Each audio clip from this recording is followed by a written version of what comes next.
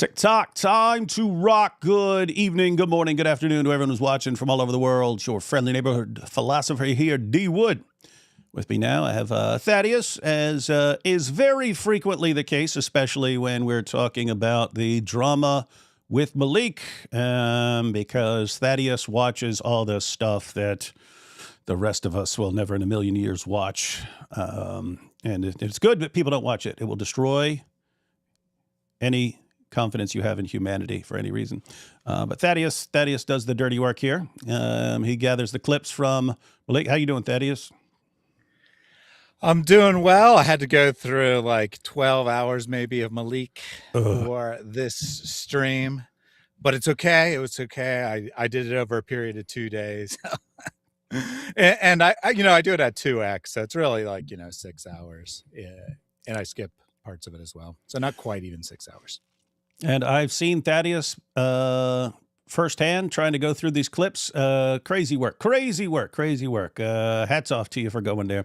And of course, we have, as people are noticing in the chat, we've got Big Jon Steel. What's going on? Hey, obvious question. It was the first thing I was wondering. So your name is Big Jon Steel. Is that based on the wrestler Big Jon Stud? And if so, you seem way too young to know who that is. So I'm confused. Wait. How old do you think I am? Just curious. 31. Yeah, I'll take it. I'm 35. So yeah, okay. I think I'd be too young to know that. But no, in all honesty, it's back from when I was young. I was a rapper, and they just called me Big Jon Steel, and I just kept the name. Oh, nice. So we got Lil Jon and then Big Jon. All right, that's cool. Yeah, just so you know, there's a wrestler back in the day, Big Jon Stud. If I recall, he was 6'10" and 365 pounds. Andre the Giant hated him because Andre wanted to be the only wrestler who would step over the top rope, and Big Jon Stud refused to honor that and insisted on stepping over the top rope. And Andre would seriously beat the crap out of him in the wrestling ring, to the point where Big Jon Stud eventually had to leave because he said, Andre's going to kill me. So anyway, don't be like that. Don't just step through the middle rope. Anyway. All right. So Big Jon, I've had people over the past several months saying, hey, you should do something with Big Jon Steel and so on. But then I found out that Malik appeared on your show, and we're going to check out some clips that I have not seen. I've heard some people telling me about that, but anything you want to share about any of that? No, I'm curious about the drama. The gossip's a little bit fun, even though we shouldn't be doing it. But he said a lot of things, and I didn't know the whole story, so I just had to hear what he was saying. I'm like, hey, man, show me some evidence. And he's like, I got no evidence. I'm on my phone. I'm like, all right, so let's move on. So I'm curious to see what you got to say based off what he said, and just kind of see what lines up. So, by the way, how did that work? Were you doing a show on something related and he called in, or he just like called up out of nowhere? Yeah, so I do like call-in shows Monday, Wednesday, and Friday. And we've currently been running the Islamic Dilemma. Thanks to you. We watched a lot of your content and been running that. And so he's been waiting in the queue to come up. He came up, and I didn't know it was him. And we started doing the dilemma, and then everybody in the chat's like, this is Malik, this is Malik, this is Malik. And I'm like, you're Malik? And I'm like, weren't you doxing some people? And then I started the conversation about that. And he's like, oh, you're just running. You're trying to run from the conversation. I'm like, I don't know if I really want to talk to you. If I say something offends you, then all of a sudden you're going to dox me. I'd rather not be in that situation. Oh, interesting. So wait, so he was actually responding to the Islamic Dilemma? Well, we didn't really get into it, but he came up with that goal. Oh, that's interesting. I'm trying to think. I'm not sure I've ever heard him actually try and respond to any serious arguments. It's always, what? I will dox you. I will destroy you. Anyway. Yeah. So a little bit of context. So the first clip we're going to watch is him being called out by a Muslim, basically saying that he's embarrassing Islam. And then the next day he calls into John's program. I think that he keeps saying, I'm not a Dawah guy, I'm not a debater, whatever. And then he calls in to debate. So I think he's taking so much flack behind the scenes that he's like, I got to prove that I'm legit, right? I got to prove that I know my stuff. So he calls in and he tries to run conscious edits. I didn't include any of that part because it wasn't relevant. Got a couple minutes into that, and then everyone was saying who it was. So we'll get to see the rest of it. It was actually kind of sad too, because like most of the conversations we were having that day was like awful, just terrible. And he was actually like cordial and like, I'm like, oh, we might actually have a real conversation here. And then that's what happened next. All right, Malik, we're gonna find out. We're gonna find out what Malik had to say. So Thaddeus, what'd you say is in this first clip? Yeah, so this is Malik's show. Oh, from this the guy day calling in before. and complains about him. Yeah, I believe it's January 27th is the show. Someone calls in and they kind of have an extended back and forth. The other person is someone who focuses primarily on pro-Palestine stuff. And they're like, you're not supporting us. You're creating all this chaos in the community. True. We're taking flack because of you. Yeah, that's true. And then he's like, well, Palestine's not important. What's important is stopping David Wood. Wait, what? Yep. You have to be exaggerating. There's no way he said that. No, he definitely argues that Palestine's not a big deal. He's like, and his friend agrees. I'm pretty sure this is in the clip, so we'll see it here in a second. But they agree that ripping the Quran is a much bigger deal than Israel, Palestine, genocide, whatever. Are you kidding me? And wait, so he thinks it's a bigger deal, but he keeps encouraging it and even demanding it? Like he's actually, do it. Well, okay. All right. We're going to find this out. All right. Let's go ahead and check out this first clip here. Here we go. So this is from January 27th, according to your notes. That's correct? January 27th. All right. Let's go ahead and check this out. And John, anytime you want to stop and say anything or anything, just say pause it there. And here we go. Gotcha. Other than that, well, Thaddeus has seen this. We haven't. Let's go.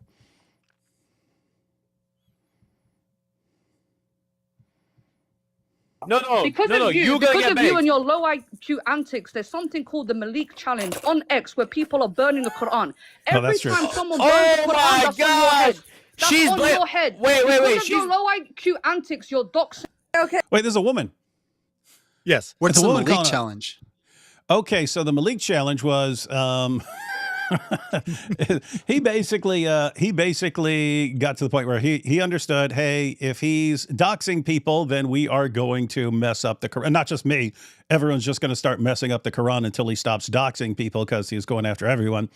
And he made it clear that he's fine with it and even encourages it because he will break everyone and so on. So then there's the hashtag Malik Challenge, and everyone's been posting videos of them doing weird stuff to the Quran. There was a guy who he like did Vlad the Impaler versus the Quran, and he like impaled all these Quran pages and put the stakes all over his yard and stuff like that. And anyway, it's all kind of like people who are along the lines of, dude, if you're doxing people who are being threatened already, you're seriously endangering the lives. We're not gonna put up with this. So we're gonna make you stop. And so apparently that's what's being complained about here. Let's check this out. Isn't that like your philosophy too? Is like, correct me if I'm wrong. Your idea is that you will destroy the Quran until they stop threatening you, and then the hopes that they'll like govern themselves. Yeah, and by the way, that comes directly out of the Quran. It is Surah 6, verse 108 of the Quran, and it says that the historical background is that Muhammad and his followers were mocking the gods and goddesses of the polytheists of Mecca. And so they were doing this for years. They're just mocking, like, pretty messed up stuff, very graphic. So I'll give you an example, even after the ruling came down, but when they knew the polytheists couldn't retaliate with insults, Abu Bakr was talking to a polytheist and said, why don't you go suck Allot's clitoris? So that he believed in a goddess named Allot. And this is Abu Bakr. This is Muhammad's closest companion. He's Muhammad's father-in-law, because Muhammad married his daughter Aisha. And Abu Bakr was so highly regarded that he became the first of the rightly guided caliphs after Muhammad died. And so if he was talking to a polytheist, he would say stuff like, go perform oral sex on your goddess. And so anyway, they were doing this for years until the polytheists didn't want to mock Islam in return because they believed in Allah. They believed in Allah as one of their gods. And so they eventually got to the point where they said, we're going to mock your God in return. if you don't stop mocking, if you don't stop the insults, we're going to mock your God in return.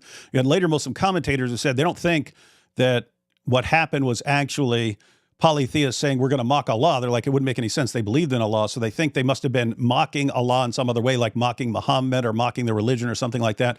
But the way this became interpreted in Islam is that if you're doing something that's like not essential, like you wouldn't stop praying if that was causing people to mock your religion or something like that. But if you're just like tossing out insults or something like that, and it's causing people to mock and degrade and insult your religion in return, you stop the behavior. And so we're making it clear. If you guys cross these certain lines, then it's coming back on your religion in ways you are not going to like. So stop what you're doing in accordance with Surah 6, verse 108 of the Quran. Stop what you're doing. And by the way, it's worked every time. And this only started with Muhammad Hijab. He eventually, this was years ago, but he told his followers, hey, stop going after the guys. Stop going after the guys who are criticizing Islam. It doesn't work. Threats don't work. None of this stuff works. Go after their wives. Go after their wives instead. That will bother them. So he was launching this huge campaign of we're going after their wives instead of them. And he starts posting these like veiled threats of rape and torture and so on.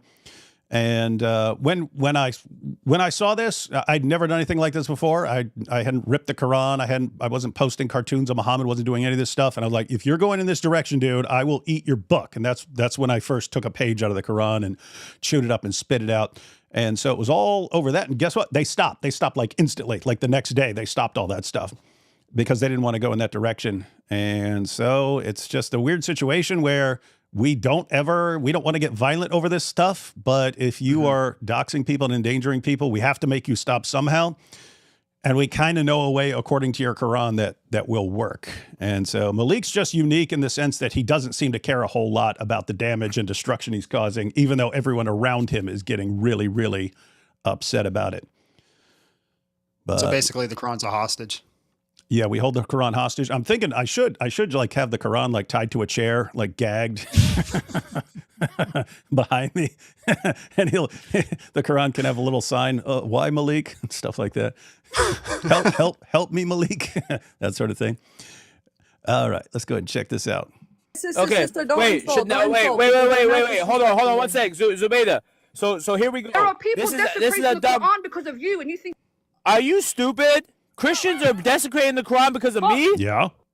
Wait, just shut up a second. Indeed we are. You're saying that Christians are desecrating the Quran because of a Muslim. Is that 100%, what you just blame? Yes, it's called the Malik challenge. It's a response to you. Yes, okay, wait, it's a response to me? That's your da'wah. It's a response to me. So did you know what David Wood did before that, or are you a dumbass, everyone knows stupid? David Wood is a filthy individual, but you guys, because you're so desperate to become famous, you're debating the same guy that every other guy's debating. So is this girl a Muslim too? Oh yeah. Yes. She sounds like it. So, yeah. So they're rebuking him. Oh, everyone's rebuking him. Tons of people are rebuking him. Yeah.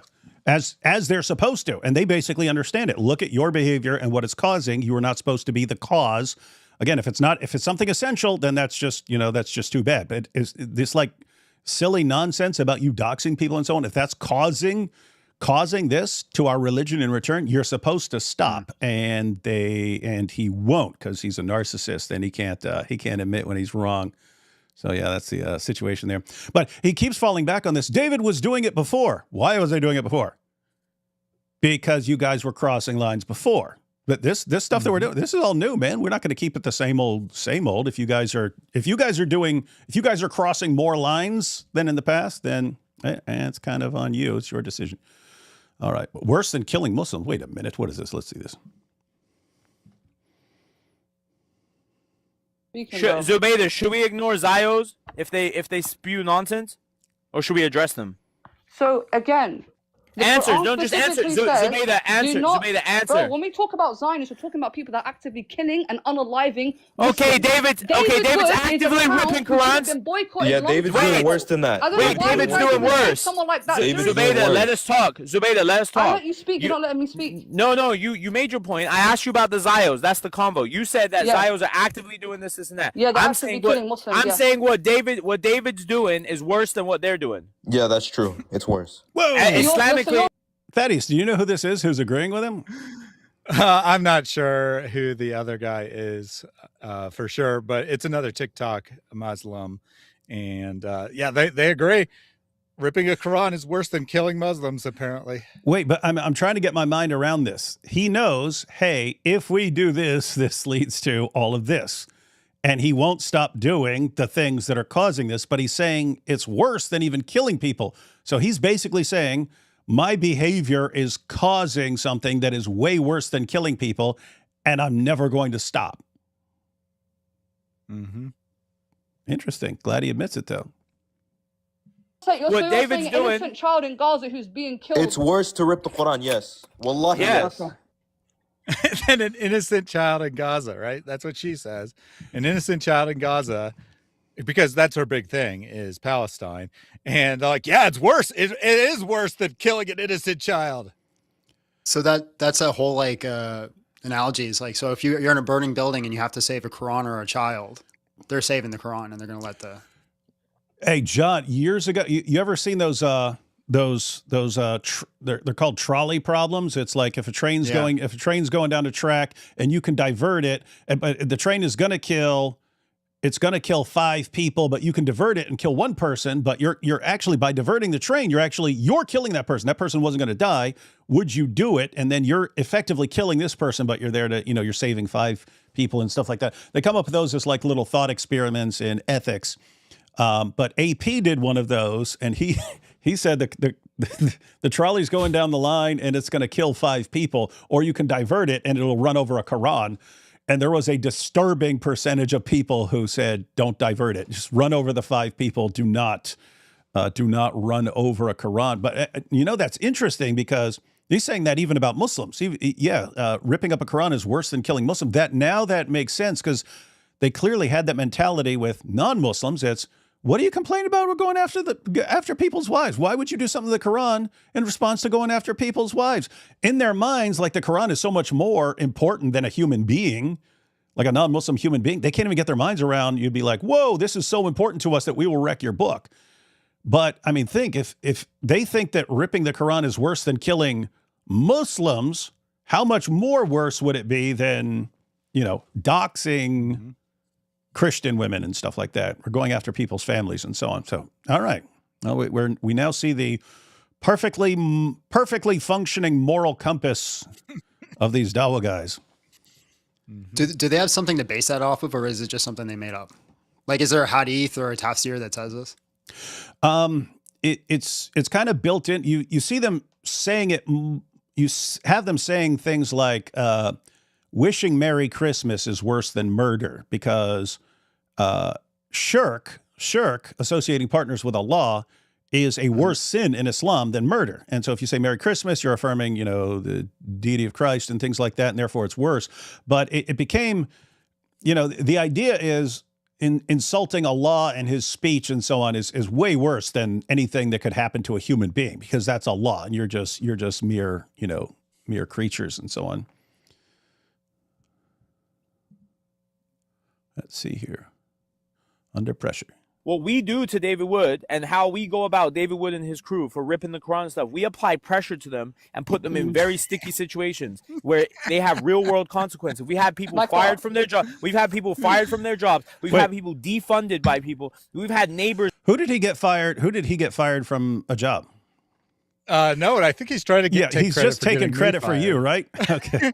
I think so. That was Malik for me, and he had no idea who I was until this started. Malik, who did you get fired, Malik? Who'd you get fired, Malik? And I have to say, if he thinks that something happening to the Quran is so much worse than something happening to a human being, why would you want to get someone fired knowing what's going to lead to people messing up your book or something like that? But yeah, so Thaddeus got fired when Care International got a newspaper to go after him and stuff, and then he got fired for responding to Ali Dawa in a mean way. And so now Malik is taking credit for it. You see what we did, dude? You had nothing to do with it. He's trying to steal the credit from Care. Oh my goodness. That was Care, Malik, and the Columbus Dispatch, not you. You see what we did? He don't even actually have anything he can really brag about that he has accomplished with all this. So he has to take credit for other people's powerful work. calling the cops on God Logic. Oh yeah, call the cops on God Logic, and now God Wait, Logic what? will have to. Huh? When did he call the cops on God Logic? When they, God Logic showed up to Balboa Park to challenge Sheikh Uthman. Then Sheikh Uthman wouldn't even show up to his own Dawa booth. Yeah, I saw that stuff. Yeah, and so in that context, Malik had some of his buddies show up to harass God Logic's wife, and so they start harassing his wife. God Logic says he escorts one of them because he's like standing like shoulder to shoulder with God Logic's wife, and God Logic goes over there and says, "Hey, let me move you out of the way," and sort of escorts this guy to a little distance from his wife.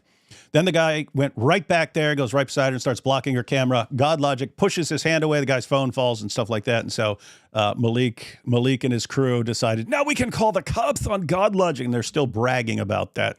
They're still bragging about that. We harassed women until you pushed our hand away and the guy dropped his phone. You see, we're so strong. So what's his end goal? Is just like what is he trying to achieve? What is the purpose of like this war he's doing? He thinks that if he keeps escalating and going out, he really thought, hey, same mentality as Muhammad Ajab. If I go after all their wives and I start doxing and I put their lives in danger, they'll back down. And that's not happening even slightly. It's all escalating and more people are getting involved and so on.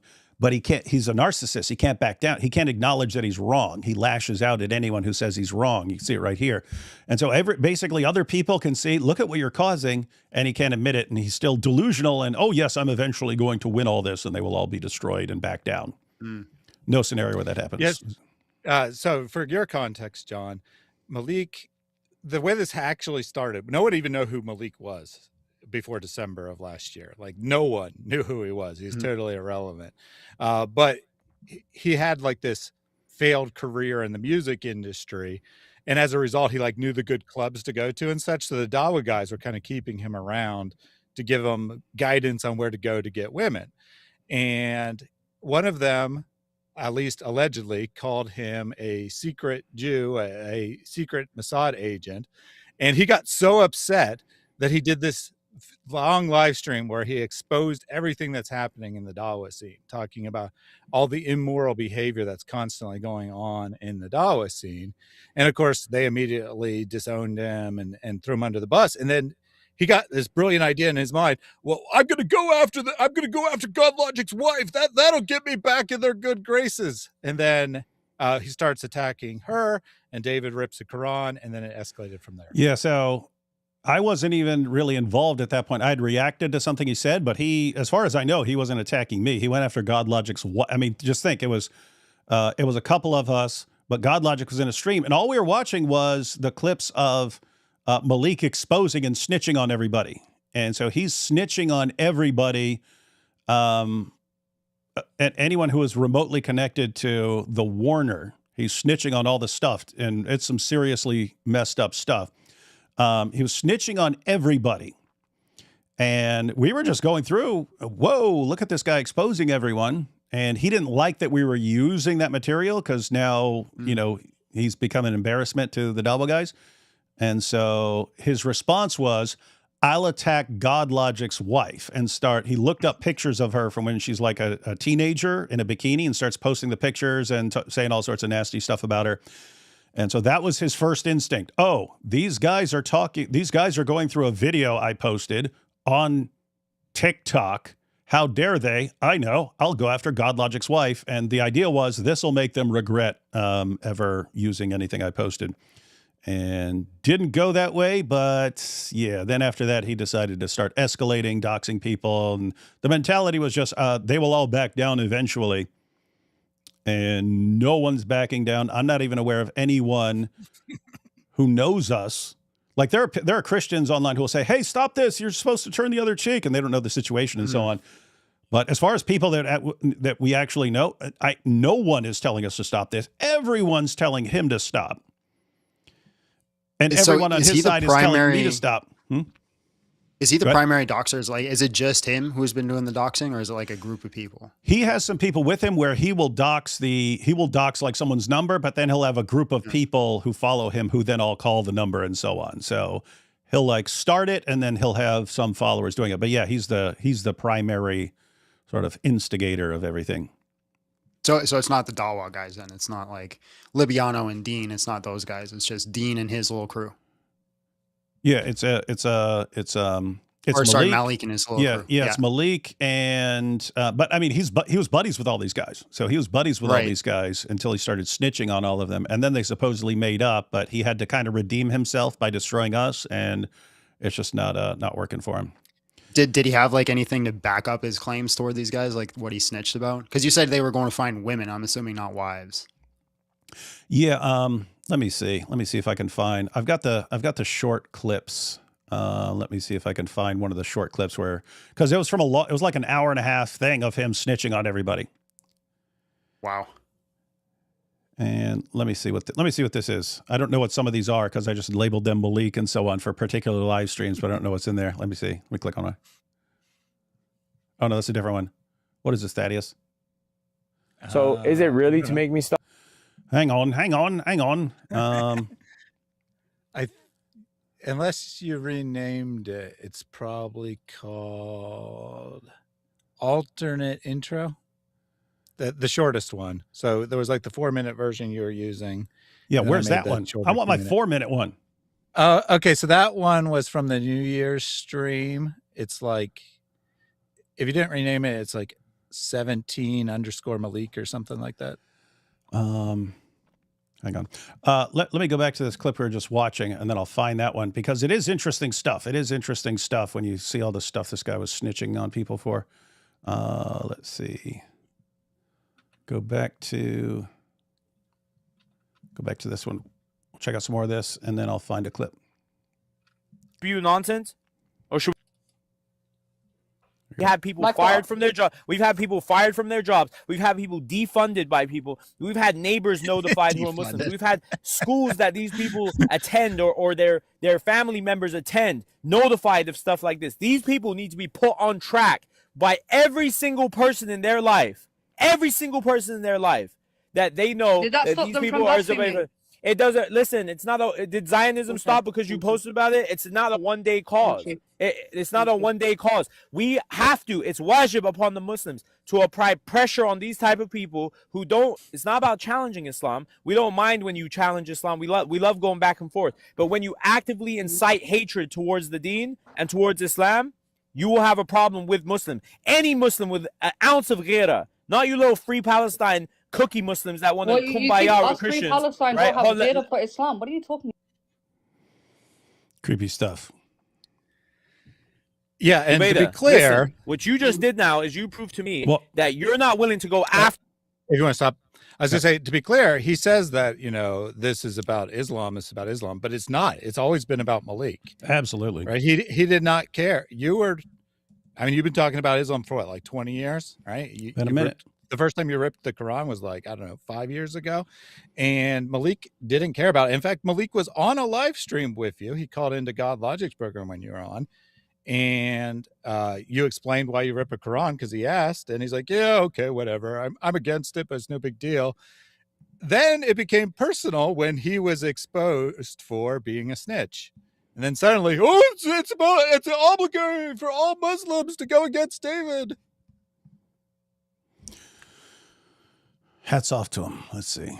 Now we got the Balboa. Christians and go to report. Why won't you report David Wood and his wife to their job that they have? Or why won't you report Sam Shimon to his, under the US neighborhood?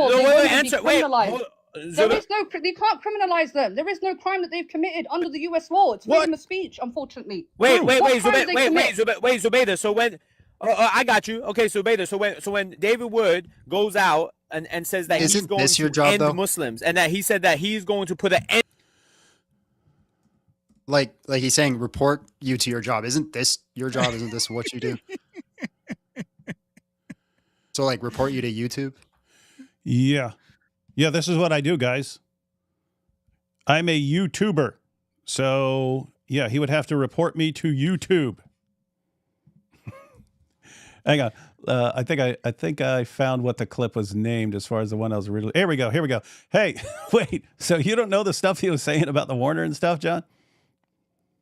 I've seen vague clips and references, but I'm really out of the loop on all this. All right, so it was basically an hour and a half long stream, and I guess he deletes his streams afterwards, so he doesn't think anyone could use them. So there was an hour and a half stream. People started recording when he started snitching on everybody, and then Jai chopped one down to like a 17-minute, and then there's like this is like a 4-minute version of just some of the stuff, but. This doesn't even get into seriously some of the messed up stuff, but this is the one that I started using at the beginning, this little combo clip. Let's see.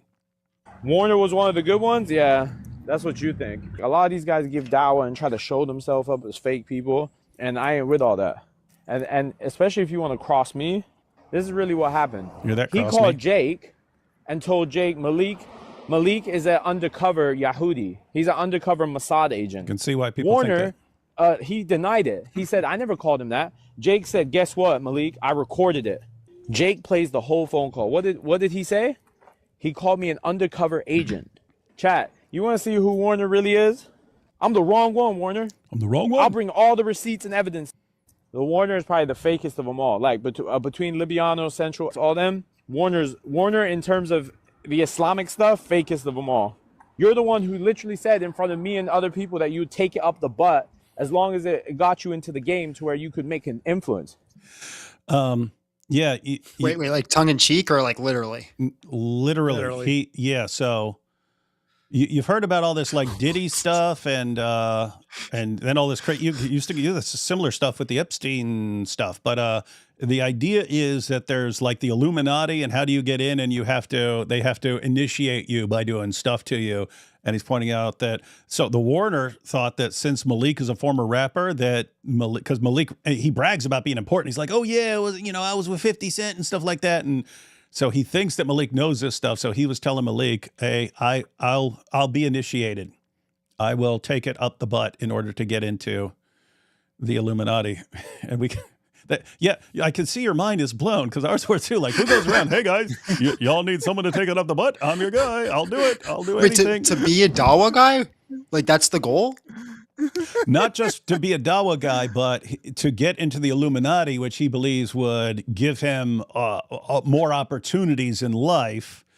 That hey, I'm willing to do whatever the initiation is, and I'm willing to take it up the butt. Okay, all right. Powerful stuff. So, and just real quick, when he was talking about Jake, that is Jake, the Muslim metaphysician that he's referring to. Yeah, that I just debated 3 days ago. Yeah, Jake's been his main ally as far as people in this, more famous people than himself in this. But Warner was his best friend until Warner called him a Jew, and then suddenly he exposes everything Warner does, right? Yeah. All right, let's hear a little more here. Wallahi, he said that in front of people. You said if I had to take you up the butt one time so I could literally be in the Illuminati, just so I could help people come to Islam, you would. This guy is the biggest pothead on this planet, what? Bro. The guy you take down. No, he's talking about him being a pothead. He's behind. You see the pictures. That's him standing behind Malik, putting his chain on Malik, smoking a blunt. And Malik's now exposing him for being a total pothead and for taking dawah donations for Qurans, and he actually spends them on drugs. What I'm confused about, he's like, I want to join the Illuminati so I can bring more people to Islam. Mm-hmm. Isn't that like counter? Like, the idea is this would give you so much influence and stuff in the world that you could use it for dawah. So he's saying, hey, I will sacrifice my butt to the Illuminati in exchange for me becoming the most powerful dawah guy ever. So the logic here is I will give up my butt so I can submit to Satan so Satan can help me build God's kingdom. That seems like the plan. And if you think, no, these dawah guys are so great, wait for it. All he does is roll one up. That's all he does. Chat, this guy gets high as hell all day and all night. Wallahi, may Allah curse me. This guy goes high to the mosque. This guy literally goes to give dawah high every day, or every weekend, sorry. Let me tell you guys something. All they want to do is hide behind the shield of Islam. These shits are private sins. So hold on. If Warner's asking for money for Qurans, but he's going to the dispensary instead, right? If he's going to the dispensary instead, is it Islamically I have to stay quiet? If he's going to the dispensary with the money he's getting for the Qurans, chat, guys, I gave this guy money. I gave this guy money for Qurans. He went to the dispensary. He went to the dispensary and spent my money instead. By the way, guys, you know Warner's been married 9 times? Warner's been married 9 times. 9 times, chat.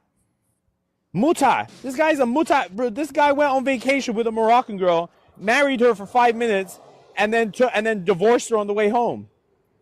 If I'm lying, I'm dying. This guy literally, and by the way, you think like he got married 9 times, like that's enough. Brother, this guy's smashing girls every weekend. Malik, I just smashed this chick. I'm like, bro, why are you even doing that? Well, I have pics on my phone of this guy on FaceTime, bro, with a girl in his bed, lying on his shoulder, bro. Yeah, look at you, bro. So as long as it's kuffar and Christian chicks, I don't care. That's good. That's really good. Hey, so chat, who knows about there. Warner and Adams? What'd you say? He was responding to the chat there. Someone in the chat was saying, yeah, someone in the chat saying, hey, as long as it's non-Muslims, I don't care what he's doing with them.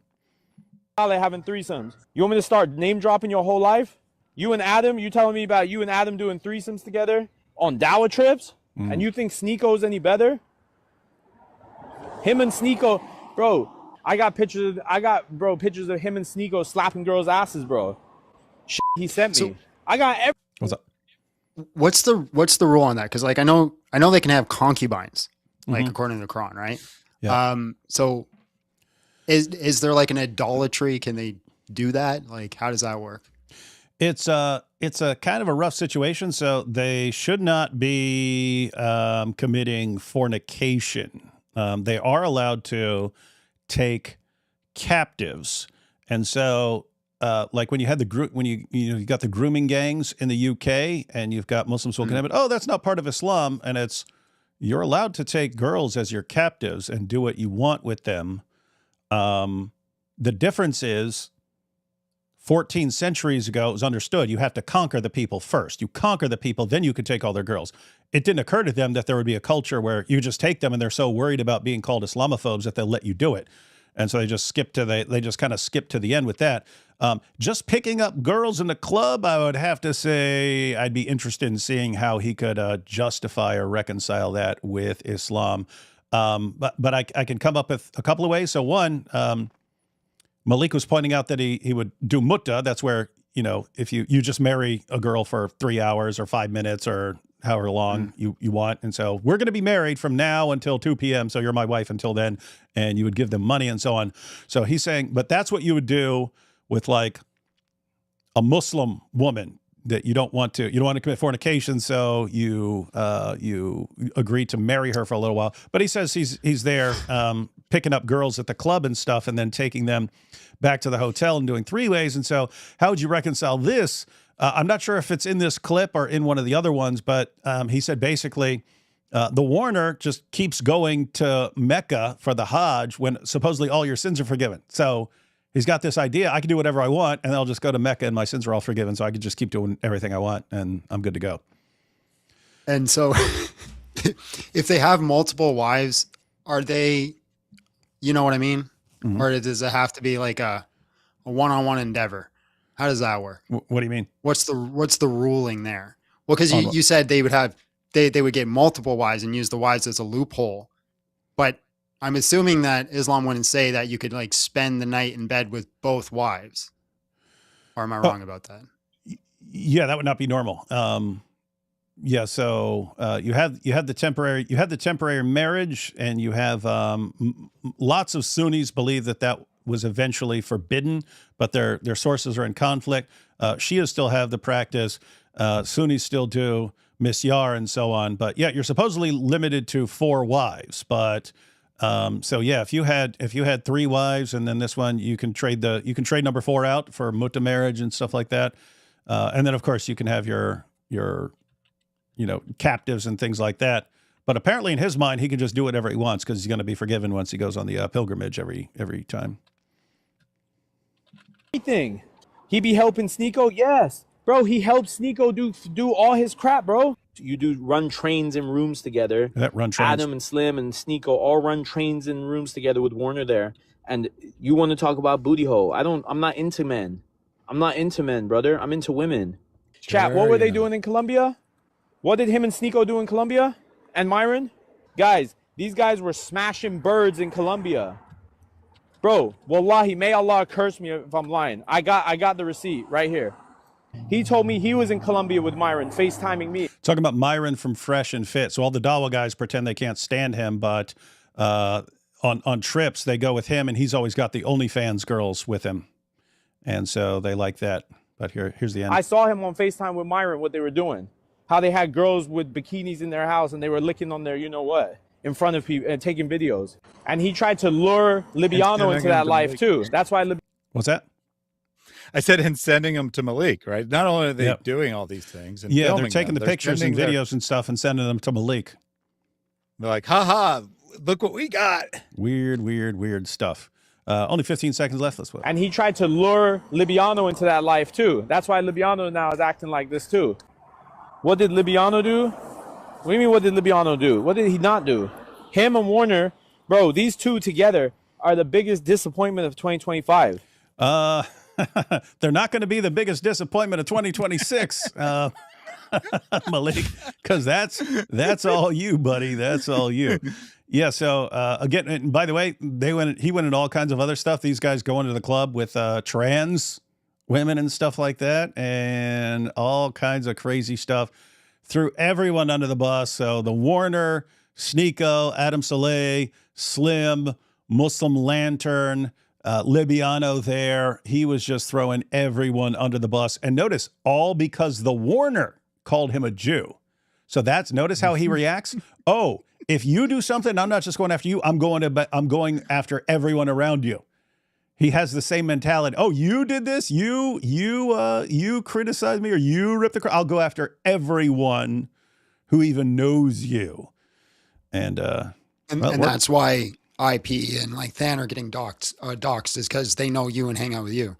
Yeah, it's the same mentality. Okay, this doesn't work on David. I'll go after his wife. Okay, it's not working there. Let me go after the okay, it's not working there. Let me go after this. Okay, let me go after IP. And he's I said before, it's like watching a kid try to solve a puzzle. Like how do I do this? How do I do this? How do I do this? And he still doesn't get it. But all right, so let's go back to that other clip. Now that you have an idea, but that's what started it. So when we saw that, as Thaddeus pointed out, I had apparently talked to him in a previous live stream. I had no idea who he was, but we just went through some of this clip where he was saying all this stuff about the Dawa guys. He flipped out and then tried to teach us a lesson by going after God Logic's wife. That was his first inclination. His first inclination is always to go after a woman. Not a noble characteristic in my book. All right, let's see where we were here. By every single person in their life, that they know that these people are Zebaifa. It doesn't, listen, it's not did Zionism stop because you posted about it? It's not a one-day cause. It's not a one-day cause. We have to, it's wajib upon the Muslims to apply pressure on these type of people who don't, it's not about challenging Islam. We don't mind when you challenge Islam. We love going back and forth. But when you actively incite hatred towards the deen and towards Islam, that's what you're doing. You will have a problem with Muslim. Any Muslim with an ounce of ghira, not you little free Palestine cookie Muslims that want to kumbaya with Christians. Palestine right? don't have data for Islam. What are you talking about? Zubaydah, listen, what you just did now is you proved to me that you're not willing to go after Christians and go to report. Why won't you report David Wood and his wife to their job that they have? Or why won't you report Sam Shimon to his, under the US neighborhood? law, Wait. There is no, you can't criminalize them. There is no crime that they've committed under the US law. It's freedom of speech, unfortunately. Wait. That's important. She said unfortunately, but she's saying, so why don't you report them? They haven't broken any laws here. What are you expecting us to do? Wait, Zubaydah. So when I got you. Okay, Zubaydah. So when David Wood goes out and says that he's going to end Muslims and that he said that he's going to put an end to all Muslims. And what the heck is he talking about? He's trying to say that you said you weren't going to kill Muslims. Hey, Big Jon. Not sure you know this, but the dude is a compulsive liar. Constantly makes stuff up. Hey, anyone have any clue what you guys have been watching me for years. You guys ever hear me say I'm going to end Muslims? End them all? Anyone? Just waiting. Because obviously, I've been, people have been following me for years. So if I said something like that, I'd like to see it. Mm-hmm. Anyone have any clue? Nope, they're saying he's a liar. Notice the pattern, right? He gets called out, basically said that his argument doesn't work. So then what does he instantly do? He just makes up something to make his argument work. Yeah. Yeah, so, you're complaining about me doxing everyone, but David says he's going to end all Muslims. And notice, if you're not familiar with me, you don't know me, so you'd be like, oh, Malik's saying it with such confidence. He must know, he must be telling the truth. Everyone who watches Malik, whether you're Muslim or non-Muslim, you need to realize you are dealing with a chronic, compulsive liar. Everything he says, you need to say, show me that, because I can't trust you until you show me. He says things like this. Did he commit a crime? If I said I was going to kill all Muslims, yes, that would be a crime. Yeah, so then her immediate response is, well, if he said that, why didn't you report him? Yeah, why didn't you? She doesn't know, right? She doesn't listen to all your Malik. That would be against Malik. That would be against the law. Take wherever I said that and go show it to police. I'd be in some sort of trouble. I would at least be brought in for questioning or something like that. Well, but let's go after Anis because he said. Did you report? Oh, I'm on his ass. I'm on his ass right now. So you reported him to the police, but why not? But the victim. Well, me personally, I don't like dealing with police, but I know victims who have reported them. So you don't wait, Zubaydah, would you? But you're telling everybody to report. Victims who? What victims have reported me to police? David said that he would kill us all. Where? Guys, you're gonna have to bring receipts to police to say something like that. So it can't just be, well, we're saying he said it. Zubaydah. Yeah, you yourself haven't reported him to the police. Make it make sense, man. Yeah. Wait, Zubaydah, are you going to report him to the police now that it's come to your knowledge? Yes, I'm going to go up and I'm going to say, I heard from Malik that David said something, and I have no evidence from it except Malik saying he said it. Will you arrest David Wood for me, please? We're dealing with the part that where you paused it and then start playing it, just to make clear what she said is, you're telling everyone else to report David to the police, but saying you won't report him to the police. How does that make sense? Because I don't like dealing with the police. No, because you want other people to do it, knowing that they'd be the ones in trouble for filing some sort of false police report and so on. Oh gosh, what a liar and a coward. Or are you gonna go look for Anis' school again? I don't listen. So you need evidence for. Yeah, you need evidence. So what he's saying there, apparently she came against a Muslim at some point named Anis, and he's like, oh, you'll go against Muslims when they do something wrong, but you won't go against David. And then she's like, I need evidence. And he's like, oh, so you need evidence when it comes to a Christian to report them. Like that's some ridiculous statement.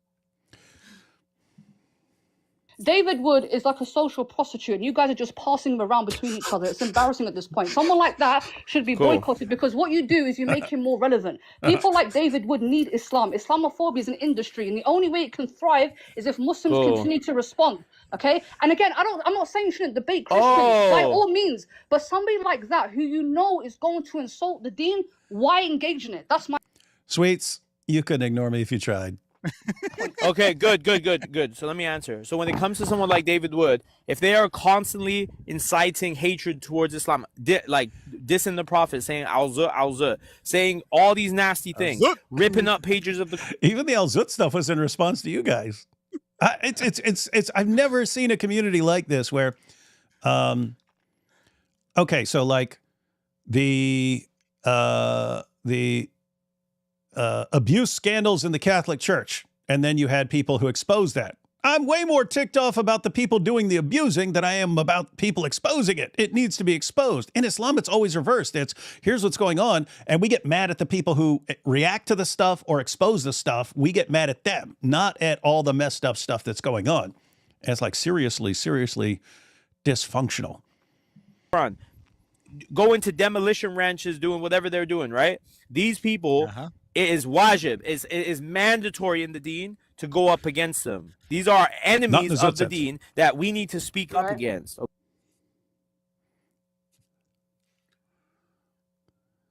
Why don't you be a part of the solution instead of doubting Muslims? But then you're hyping him up, but you're doubting a Muslim. Dude, you're not going to do anything. You're literally a fed. Wait, he's calling her a fed? And this all starts with him being exposed as a Mossad agent? Yeah, well, and basically he's losing the argument, right? He's being embarrassed on his own live stream by a Zubaydah who called in there and keeps cooking him on his arguments. So he's now like, oh, you're a fed because you're siding with David. Yeah, I was thinking, based on what she was just saying, I think tomorrow or the next day, this was after I debated Malik, and you had a bunch of Muslims on X flipping out saying, we need to stop debating these guys. It just draws more attention to them and so on. I want to call it the Dawah dilemma. It's like, okay, if you debate us, then we expose your prophet, and that doesn't go well. But if you ignore us, then you look like cowards. You look like cowards who are scared to debate us. So you have a no-win situation here, guys. That's a Dawah dilemma. And you have some Muslims saying, okay, don't engage them, just run, and we'll look like cowards. You have others, no, we have to debate them. And it helped them expose Islam. Weird stuff. Bad situation. Welcome to 2026, guys. Fed now. All right, man. Wait, how do you know things aren't done? For example, dude, you're not gonna do nothing, bro. It's simple as that. Okay. So how do you know things aren't already being done? Things are already being done. The pressure these guys have felt in the last month is more pressure than they've ever felt in their life. So what's your point? All right, inshallah goes well for you. The pressure. Under pressure. All right, if you want to pause here for a second. Under pressure. These next couple clips. Hey, hang on. Thaddeus. We haven't. We got to do pressure first. Hang on. We haven't discussed this ahead of time. So you see me in the live streams. Mm-hmm. Maybe all this is a show. Maybe I'm really panicking behind the scenes. But yes. we all hang out in chat groups and stuff like that behind the scenes, and we were hanging out for several days while doing the demolition ranch and so on. How much are any of us actually under pressure? How much pressure do we seem like we're under in all of this behind the scenes? Be honest. We got to speak the truth here. I mean, I've never seen less pressure in my life. We are laughing our heads off at these absolute clowns. He says he's coming against us. He's going to destroy us. And then we respond, right? And then all of a sudden he's like, well, I guess Thaddeus has nothing to lose, so I'm going to stop going after him. Because I figured it out, after he told me 5 times that I couldn't do anything against him because I don't have anything to lose, right? I'm not subject to anyone employing me or whatever. And then he's like, well, I guess we can't do anything, but they're under heavy pressure. I'm going to get Pamela Geller to stop funding David Wood. Yeah, these are funny times. You know what's funny, Thaddeus, is that if you hadn't been fired because of CARE and the Columbus Dispatch, he would have actually got you fired. He would have been able to get you fired because he would have found out where you work and he would have harassed them and so on, and they would have fired you. And so, gosh, you're only a little late there. How long was it? About a year late? Almost a year late? Mm-hmm. Yeah, almost a year late, buddy. He could have put me under pressure. I guess. I mean, he could have. Missed your chance, man. Missed your chance. Missed your chance, Malik. Going to start calling you Miss Chance Malik. All right, we got a little bit more of this. Bring back slavery. Yeah. Okay. So before you play these last 2 clips, so that portion the first portion was from the first half of his live. And then in the second half, he spends like 2 hours on an app where you can just be connected to random people, basically making prank phone calls. And I just put a tiny sampling of this in here to show his level of maturity. So in Club Pyru, they're tough gangsters who dox people and make prank phone calls. And go after women and make prank phone calls. We're gangsters. Okay. Hey, you know this guy on the screen? You ever seen this guy on the screen? Wait, what? You ever seen this guy? No, who is that? His name is Thaddeus Billman. He's got caught. He tried to bring back slavery in America. He tried to import America. He tried to import people. We're promoting him because he's a slave owner. We're trying to get him deported. Deported where? Back to the white people land. I don't know where they're at, man, but we gotta get him out of here. He's trying to bring slavery back. What? So for a little while he pretends to be me, and then most of the time he pretends to be you, David. I just did one of them, but it's the same thing on every call. Every call, it's the same thing as the one you're about to see. Nah. Hey, my name's Diddy David Wood, man. I'm an ICE agent. What's your status in the U.S.?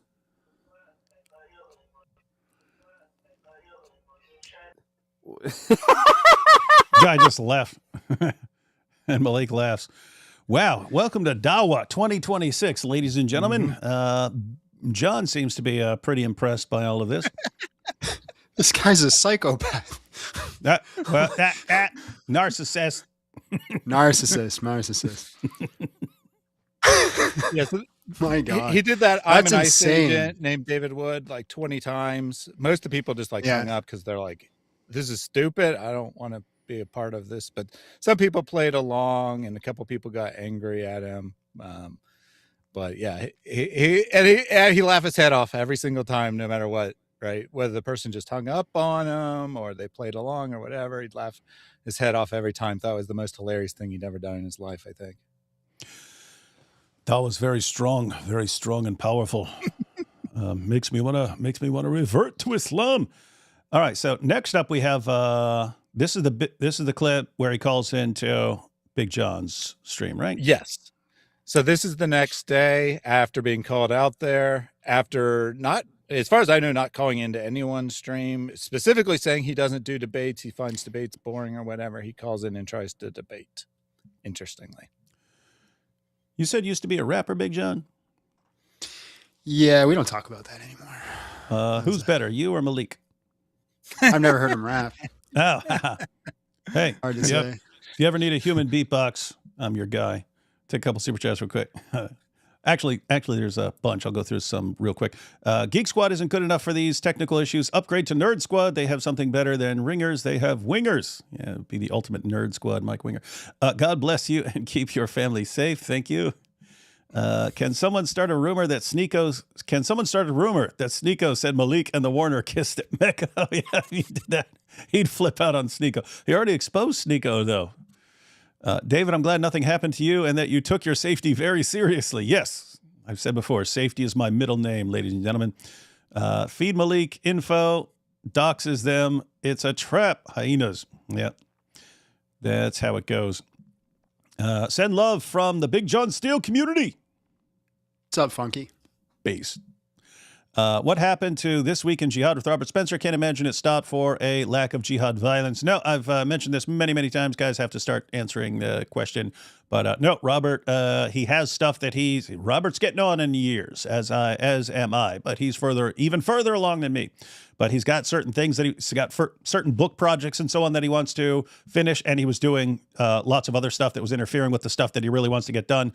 So he had to back off of lots of things. And the weekly show is one of them. Because keep in mind, even though it was only like an hour-long show, he had to prep a lot for it by preparing everything that happened that week in Jihad. He covers it in his articles and stuff, but he still had to do a lot of preparation for the show. So that had to get put aside. Does John get an awesome Quran onesie for coming on? I should get a bunch of those printed up and give them out as rewards and stuff. I would buy one. If you put it on a shop, I would buy one. Oh, that's awesome. I think Elle's going to have to do that. Yeah, she made it. So BJS gang in the house. Convince me win a taco. Big Jon Steel gang. Is that your fans' name? Big Jon Steel gang? Or are they just I guess so. I don't know. They came up with it right now. It's not our job to show respect to pagan and demonic religions and their books. The good kings in the Old Testament are the ones who destroyed all the idols. Yep, smashed the sacred stones and so on. The Lord gave Pharaoh so many chances. The consequences snowballed. Still, the Pharaoh scoffed, mocked, and denied the Lord and his servant. Yep, doom's on the way. Muslims believe that Christians are cowards. Salam al-Masih Maloink was at it again, destroying apologists again. Dean responds, and Libiano was his target this time. Lol, that guy is destroying Dawa guys left and right like it's a sport. Yes. So after you talked to him on, the debate after party or whatever you want to call it exactly, and Jake and the other guy there basically were, not supporting him, trying to negotiate and put an end to this. He has flipped out again and has spent the last couple days going off on the entire Dawa scene, saying they're all fake. They're all scammers out for money. None of them actually believe in Islam. So we won't be seeing that today, but I think we'll see that later in the week, perhaps. Yeah, that'd be good. Quran Desecration Ranch does embolden its enemies and open the floodgates to criticism, so Malik sees criticism as an existential threat. D. Wood sent you the Why Malik Quran you wanted. Oh, yeah, I saw that. We'll have that sometime.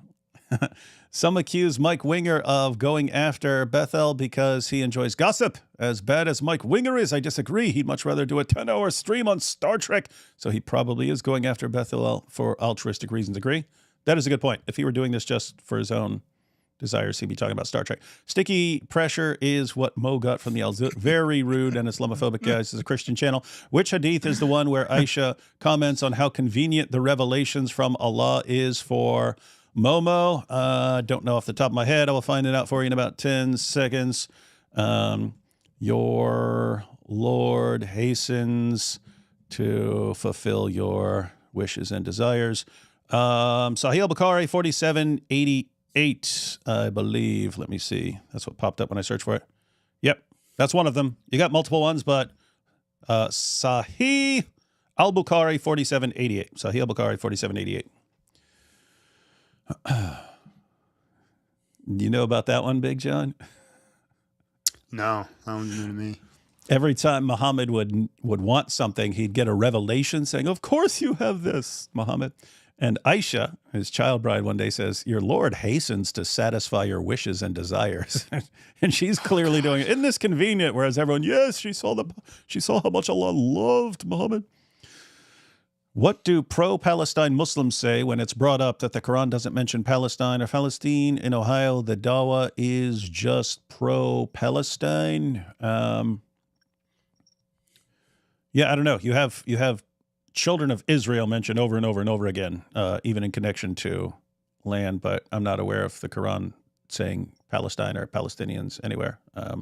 But they could just say different name or something like that. I don't know. Make sure to subscribe and follow John. Yes. Matter of fact, when we're watching a clip, I'll be sure to add that in the description. Thaddeus, you want to put a link to his channel in the... Yeah, I can grab that real quick. I heard Malik doesn't own a doghouse. Shame. Support. Thank you. Big John's expression when he heard about the Warner was priceless. Oh, you should hear the full clip. Wow. David, I should send you the toilet paper rolls with the Quran written on it. Come on, that doesn't really exist. I survived the 10-hour Al-Zut Remembrance Day stream. Wow, 10 hours. It's quite a stream. Season 4 sucks. Uh-oh. Oh, God. What? That's just a troll from my channel. What? Season 4 what? I really enjoy season 4 of Stranger Things. And so they just constantly come into my live and tell me it sucks. Oh, okay, that makes sense. I was thinking they were talking about season 4 of One Punch Man or something like that, and I'm like, are they up to season 4? No. Tongue in cheek was an unfortunate metaphor. It's called Mutta, John. Get it together. Just kidding. Much love, brother. Mutta. Hold up. Wait a minute. In order to marry in Islam, the man has to pay for the wife. Is this implying all women are considered prostitutes in Islam? I have to say, it does seem like that. I mean, it's men provide you with money in exchange for the use of your private parts. It seems like a long term. Yeah. Good night. What? Muslims are what? I feel bad for Sneeko. This is, again, very, very Islamophobic. The procedure to become a Muslim is to be sacrificed to Al-Zut. Diddy is the one to ordain the sacrifice. Welcome to the night of Al-Zut. Weird stuff. They have weird rituals. I'll give my butt to the Al-Zut. Watcher Warner? Oh, my goodness. What's going on? Apparently some of Thaddeus's fans came over here.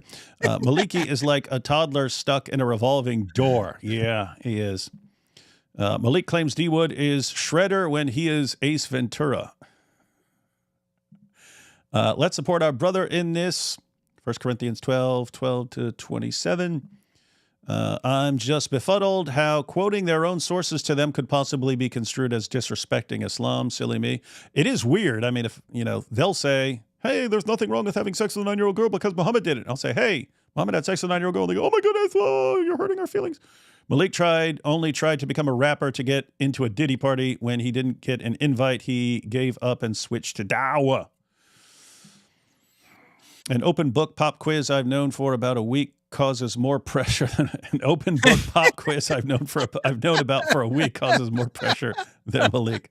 That even rhymed, week and Malik. D-Wood, I think Jake the metadata unintentionally made the Islamic dilemma better. 931, amazing verse to prove that Allah supported previous scriptures. Yeah, Jake's doing a bang-up job. White people land, does he mean Europe? Mm-hmm. David, it seemed that you and Jake had a bunch of fun at the debate. Good to see he had a sense of humor. Yeah, and in defense of Jake, again, ladies and gentlemen, because everyone's Malik and all those guys are calling him out, and even lots of other Muslims are calling him out. How dare you be sitting around this guy and be in the presence of this guy and not be flipping out and screaming at him and so on. Jake pretty much the entire time was trying to convince me not to react to Malik. That's what he was doing. He was trying to convince me not to shred the Quran or do anything else with the Quran. So you Muslims out there who are criticizing him, you're criticizing him for, instead of just yelling at me or something like that, actually trying to persuade me to stop. And so for the life of me, I don't understand why you guys would get mad at him over that. Hope you moved to app building more secure. Oh yeah, I haven't moved yet, but yeah, we're checking on places. We're going to figure it out. You need to make a bacon wrap Quran chain and wear it. D Wood lives. Take that, Team Dawa. Yeah, I was supposed to die in Houston. Never happened. You suck at killing people, Malik. Never heard of this so-called Big Jon Steel. That's Lord Stryker. That's big talk from my lawyer. You might need to bring back the Boom Boom Room. Oh, yeah, the Boom Boom Room. We need Quran onesie with Mohammed on the back. Might have all sorts of onesies. I'm so upset I didn't get to meet y'all at D.C. Someone hit my car. I'm fine. Oh, DebateCon. So I couldn't give y'all the homemade gifts I spent weeks making. Well, we'll see you again at another event. Lubna from Candid with Lubna is reading the Bible these days, and the Muslims are telling her not to read it. These people are so afraid and insecure. Yeah, it's weird. Mm-hmm. Referencing just real quick on Lubna, she's apparently also getting death threats for reading the Bible, right? Muslims are sending her death threats. How dare you read the Bible? We're going to come kill you. Guys, don't make me react to that stuff. I don't like threatening women, especially not for reading the Bible. Saw a BBC documentary of Shia clerics in Iraq trading kids into muta marriage. 2019. It's real open kid. Yeah, that was seriously messed up stuff going on. Malik found out about al-Zut and then converted to Islam. True. Did Allah will the destruction of the Quran by you? We have to say that. Jake was saying that Allah's the one who wills our actions and so on. So yeah, I should make that. Hey, blame Allah, not me. All right, guys, we ready to check out Malik calling in to Big Jon Steel show.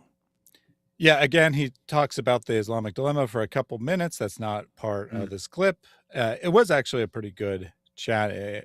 Like you said, it was developing into a nice conversation, and then found out who he was. So, and you did the right thing. You did the right thing confronting him on that. Yeah, it's disappointing because, like I said, it could have been a really good chat. I felt like we could have gone somewhere with it and actually discussed it. I've really been grinding learning the Islamic dilemma the last few weeks, so I was excited to get through these things, and then just ended up being more drama. Well, you messed that one up, Malik. Is there anything that you touch besides the Warner that doesn't end in complete disaster? Let's see. That's Malik. People seem to think that this is Malik. That's fine. Hi, are you Malik? Yeah. Well, apparently he doxed a bunch of people. Why are you doing that? Well, no, that's not true. I was doxxed by David Wood. I think you got the story confused. Wait, he said he was doxxed. Hang on. Let's see. That's fine. Hi, are you Malik? Yeah. Well, apparently he doxed a bunch of people. Why are you doing that? Well, no, that's not true. I was doxxed by David. It's not true that he doxed a bunch of people. I've never seen anyone dox more people than him. What's that? John's reference, he did this 2 years ago as well. He had a doxing spree 2 years ago where David was not even involved at all. He just got upset at God Logic and started doxing a bunch of people on. So he just doxes people he doesn't like. Yeah. He just he uses that as a threat. Disagree with me, say anything to me, say something I don't like, don't do what I say, and I will dox you and dox your family and stuff. Now he says that you doxed him. Did you do that? Not that I'm aware of in any normal use of the word doxing. I'll tell you exactly what happened. So this stuff started. So all we did was watch a clip of him. That was the original thing that happened. And I'm not sure exactly which stream this was in, but he's constantly bragging about being a rapper. I was a rapper. And they would call me because they know I was a rapper and stuff like that and this and that. And then I think it was before a stream, someone was saying that his rap name was Dr. No, it had to be before a stream because I used a picture. I used a picture of him, but they said his rap name's Dr. Malik. So I didn't know that I thought this was like everyone knows that this is Dr. Malik or something. I didn't know that he's keeping two separate identities apparently, which is the only, and I still don't know that. I'm just, that's the only way he could defend calling this doxing is if he had these two separate identities, Dr. Malik the rapper and Malik the Dawa guy who brags about being a rapper. But anyway, they said his name is Dr. Malik. And then, so I go live and I just search on Google Dr. Malik, right, to see if he's famous because he's bragging about knowing all these people and so on. So I search for Dr. Malik and like a couple links down on the front page of Google that pops up is some scam that he was running, that Dr. Malik was bribing people. He was paying people to come to the club to pretend to be his fans and then not paying them, right? So he says, hey, I'll pay you $250 to come to the club and pretend to be my fan. So it looks packed. You guys got to shout and be wild. And then he just wouldn't pay them, right? So anyway, I searched Dr. Malik. Keep in mind, I had zero clue that he was not known to be the rapper Dr. Malik. That's the only thing he could mean by doxing, apparently. So, yeah, he's Malik. He's saying he's a rapper. Someone says his rap name's Dr. Malik. I search in a live stream for Dr. Malik. A scam article pops up about him. I open the article and I read a few paragraphs. That's what he says was me doxing him. And every time someone says, hey, you doxed him, you doxed all these people, but he doxed me. So again, because at the time, it would have not crossed my mind that a guy named Malik bragging about being a rapper would not want to be known that he was Dr. Malik. It kind of makes sense afterwards if all he's known for is running scams and just being completely embarrassed like that. And so maybe he doesn't want people to know that he's that loser who had to bribe people to go to one of his shows and so on. So there's no address, no city, no. Oh, and by the way, as soon as he started going after me, people started sending me his home address, all his family members. He's got family members that are apparently scam artists and so on. I never shared one word to any of that stuff because I think it's a coward's move. And so and he doesn't realize like the definition of doxing is sharing people's personal information or something like that with the intent to cause harassment or threats or something like that. Never did any of that, but that's exactly what he did to me. He does now, though, because he's going to bring that up here in a second. Oh, really? But I'm pretty sure his crew knew that he was Dr. Malik. He certainly has said it on his show many times since then. I assume he probably said it in the past. Obviously, I wasn't watching, so I can't 100% confirm that.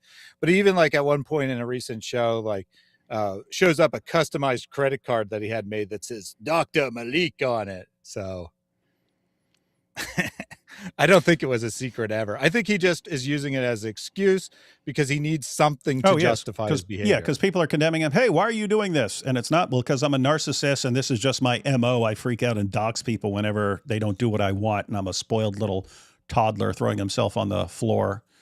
But yeah, so I looked up Dr. Malik when someone told me he is Dr. Malik, and that was me doxing him. And so in response, he posted my home address, my wife's phone number, had a bunch of people call my wife in the middle of the night. Started and IP. Yeah, and GodLogic. And IP and GodLogic. Started calling animal control on me because I don't think he wants to just call the police because then that would be taken more seriously. But doing stuff like that, calling up my landlord, all that kind of stuff. And it's all because I said his name is Dr. Malik when I had no clue that was not common knowledge from the rapper whose name is Malik. Anyway. And man, it sounds like you really got what you deserved. Yeah. But he's getting what he deserves. Why are you doing that? Well, no, that's not true. I was doxxed by David Wood. I think you got the story confused. But did you go back and dox him because he doxed you? No. That's not Are you true. not doxing IP and all them? I mean, they doxed me. I just returned. What do you mean they? At least, I mean, it's stupid to say I doxed you, but at least I understand what you're referring to. What do you mean they? I don't know. The favor. I mean. So you did dox them. I mean, are we running from the argument right now? Or like, I'm not running. I'm just curious about. Why is Big Jon Steel running? I'm not going to kick you. I'm going to engage in the argument. Battery to save me from the shirk of the last caller. Smiley face emoji. Quick thought. Have Muslim callers state age plus sect. It helps panel control, exposes nuance, and avoids one-sided critiques. It spurts show after all. Hold on. We'll get back to that. Thank you so much for the super chat. I mean, I'll talk about it if you want. So yeah, I was doxxed by David Wood on his live, and I felt threatened by it. So I wanted to let my, Wait, he feels threatened by someone learning that his rap name is Dr. Malik. Wait, how much do people hate your rap if you think that by identifying you as the person who did that to people's ears, you would actually be in physical danger? How bad a rapper? I haven't heard any of your songs, and I hope I never will, but how bad were you as a rapper that you think, oh my goodness, if people know that was me, I'm in trouble. I have to go into hiding if people find out I was that rapper. I have listened to a couple of his songs, unfortunately, and I will say that is the most logical argument I've ever heard Malik make, is that people would be so offended by his music just because it's so bad that they would want to come after him. All right, let's see. Friends and family know that this is, where he be at, and if he does. Why did you dox IP and Fan? Why did you dox them? And they were on the live too. They were on the live laughing while he was doing it, and while they were ripping crowns too. Which I know you don't condone that. That's not at all true. They weren't on the live. It was you, Jai, and Daughter of Christ, and they don't rip Qurans. So literally none of that is true. So he's just making it all up. The dude is a chronic liar. Yes, he makes stuff. Well, at least up. he admitted. At least he admitted to doxing you guys. Like you just confessed that. So at least you got that. And when he denied it multiple times before admitting it. Yeah, 2 seconds before. No, you did good. You pressed him. You did good. He's under pressure. Yeah, he was under pressure. Big John's got him under pressure, ladies and gentlemen. Malik's feeling the pressure now. Busted him for lying. He tried to come back too on the live after this. He tried to come back up, and I was like, "No, we're not having you back up." But he came back, so I condone ripping a Quran. Are you gonna dox me for if I pulled up my Quran right now and I ripped it? Would you dox me? Wait, why do you think it's okay to rip a Quran? Yeah, because I think it's from Satan. Whoa, hang on. Big John, I had no idea where you stood on this issue. You think it's okay to rip a Quran? Yeah, or were you just saying that hypothetically? No, I'm fine with it. The only reason I won't is because I'm cheap and I don't want to buy a new Quran. Yeah. No, it's actually interesting because when I'm talking about them thinking that doing something to a Quran is so more significant than anything else, that it's more important than even Muslims getting killed and so on, it's like they think that because it's that important to them, they think that other people, even if they don't believe in the Quran, have this high and exalted respect for the Quran, and that we still think it's more important than human lives and stuff. And so they're shocked. Wait a minute, we're threatening women and stuff, and you guys care more about the women than you do about our Quran? What's going on here? Are you insane? Dude, Malik, If I could protect one woman's life by destroying every Quran on the planet, I would do it in a heartbeat. Like a heartbeat. I do not care about your stupid satanic book that calls us the worst of creatures and orders you to violently subjugate us. We have no respect for your stupid book. The only reason we don't go around doing stuff to the stupid book, apart from, financial considerations and so on, as John pointed out, is whenever possible, we'd like to get along with Muslims. We try to get along with people to have, so we can have good discussions and stuff like that. But if it comes down to it and we have to, if it comes down to it, and in order to protect people, we got to teach you guys a lesson, do it in a heartbeat. And you can run around all day, oh, look what they're doing to our book. We don't care. We don't care about your stupid book, man. So if you care about your stupid book, you should be the one being very, very nice to people, man.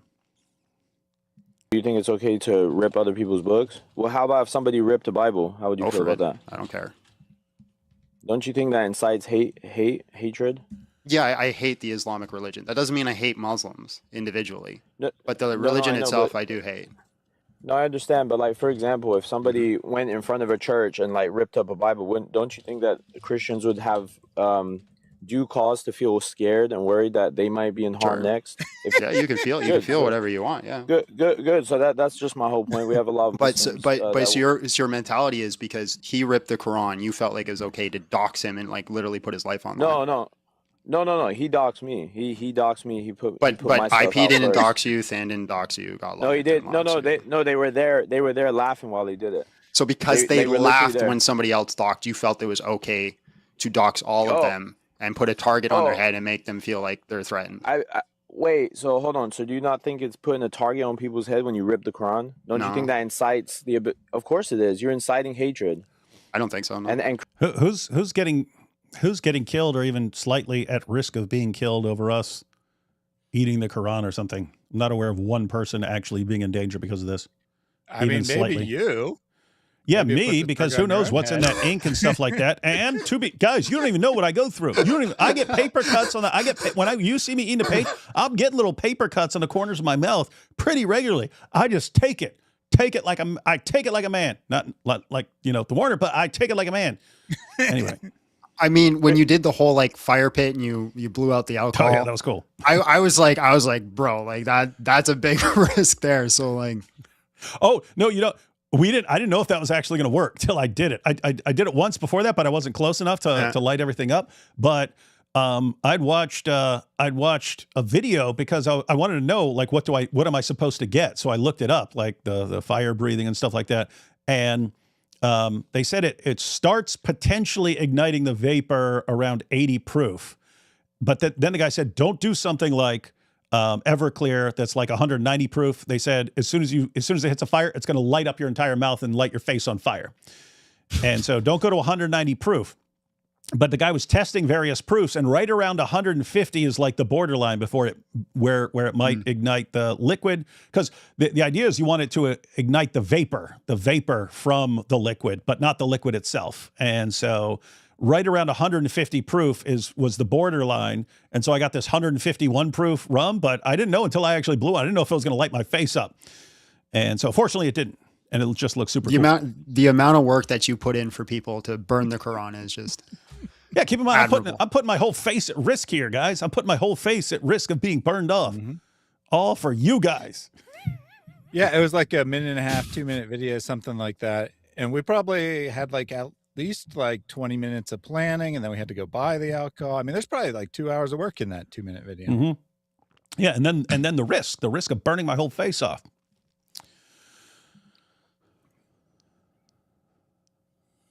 It's not fair. Your solution to people being mad at you or threatening your religion by ripping a book is to put a green light on all of their heads. Well, John, I think it's not fair that David Wood comes out and says he raped a 13 and 15-year-old, and Christians are still okay. Never said it. Dealing with somebody like that.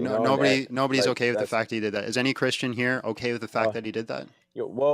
By sitting with him and dealing with him still, what does that insinuate? Yeah, that's the whole point of the Christian narrative is forgiveness. You know that, right? Okay, good. So let's flip it backwards then. So what you're doing is you're dodging. You're shifting. You're shifting. I'm telling you what it is, but I'm saying it was done to me first. I have no problem with retaliation, and it goes completely with the Quran and with the Bible. So retaliating if you hold up. So this is what I find interesting. So I admitted during a live stream that when I was 18 years old, I slept with 2 underage teenage girls, and it's not the law in Virginia where this occurred, but it is the law in various states that would be considered statutory rape. And so you could call it, as far as I'm concerned, if you want to call it that, then yeah, no problem. I have not seen one person defend that as good or okay or anything like that. Not aware of anyone defending it. But if he wants to say, what's he saying? He's saying if you did that, doesn't matter if it's 30-some years ago, you should never associate with that person. And there's something wrong with you if you associate that person. Okay, guys, they never think through this. If you're saying an 18-year-old having sex with 2 teenage girls is an unforgivable thing that no one should ever associate with you after that point. Okay, what do you do here? This is from Sahih Bukhari, chapter, giving one's young children in marriage is permissible. Why? By virtue of the statement of Allah. And for those who have no monthly courses, no monthly menstrual cycle, because they're still immature, in other words, they're prepubescent, Surah 65, verse 4, it's quoting the Quran. And the iddah for the girl before puberty, the iddah is how long a girl has to wait after she's divorced before she can marry the next guy.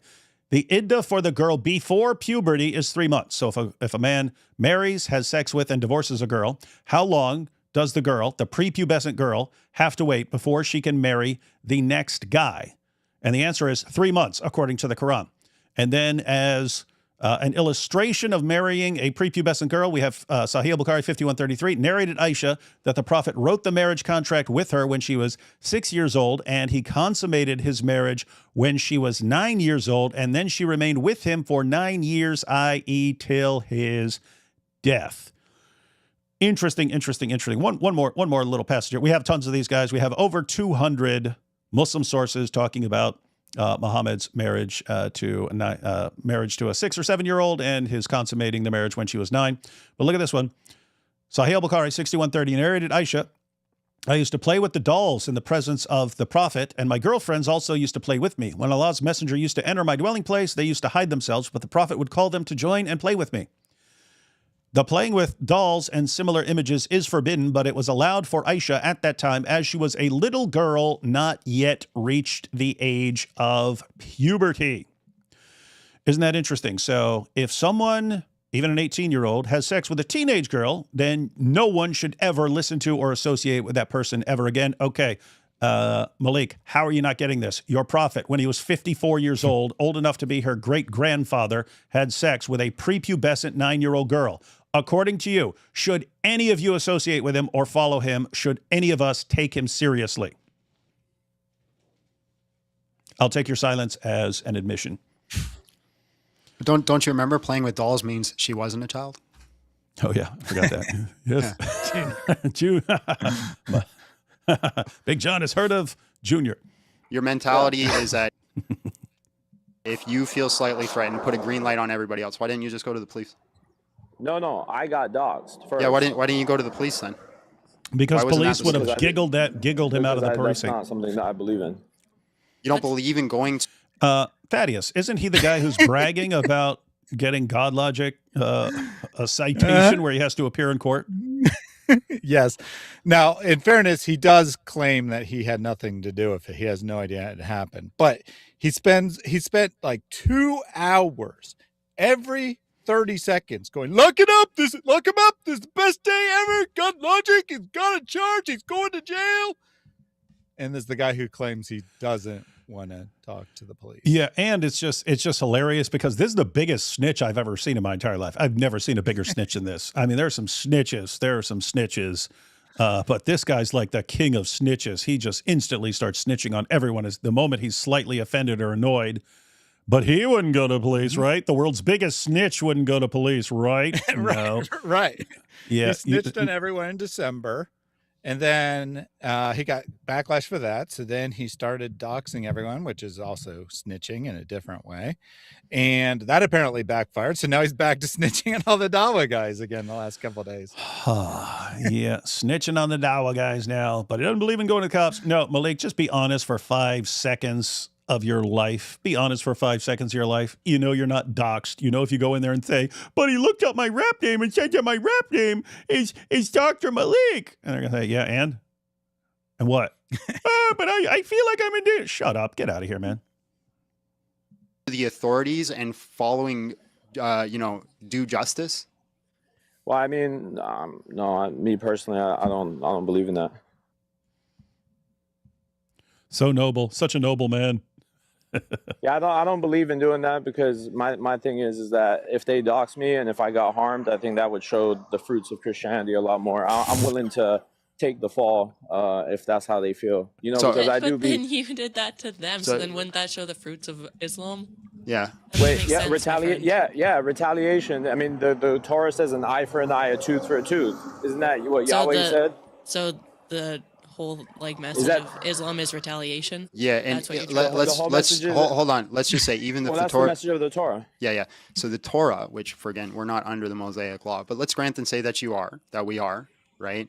That's still not in the process of you've done me harm, I go do harm to you. They still had a justice system. You'd still have to bring him to the court, the court system. The court system will look at the eye for an eye, tooth for a tooth, to look at the recompense in justice. So there was still a judicial process.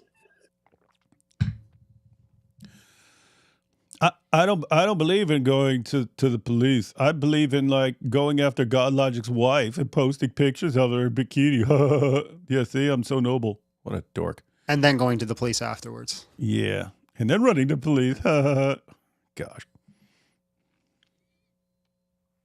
Yeah, John, there's one thing you're missing though. You're seeing my intentions. I never had intent to harm like they did for me. Mine was just strictly public information. What do you think is going to happen? What? Did he make a video saying that he's putting money out for a hit on you, or is that a rumor? All that context is next. Yeah. So, okay. Yeah. So even before we started, he was posting because people started saying to him, dude, you're going up against a guy who tried to, brutally murder his dad with a hammer. You seriously think this guy's going to back down from you? Something along those lines, because he started responding. He goes, that ain't nothing. Making people disappear. Now that's something. Making people disappear. If you can make people disappear. So he started saying that. And then along the way, he's just been antagonizing his followers when he's giving out the personal information, asking his followers who's going to stand up for Islam and so on. And then he started, and I'm guessing Thaddeus is going to show these clips here, but, you get to Houston, pop, and all this stuff, and then flashing cash, this on your head for what you've done.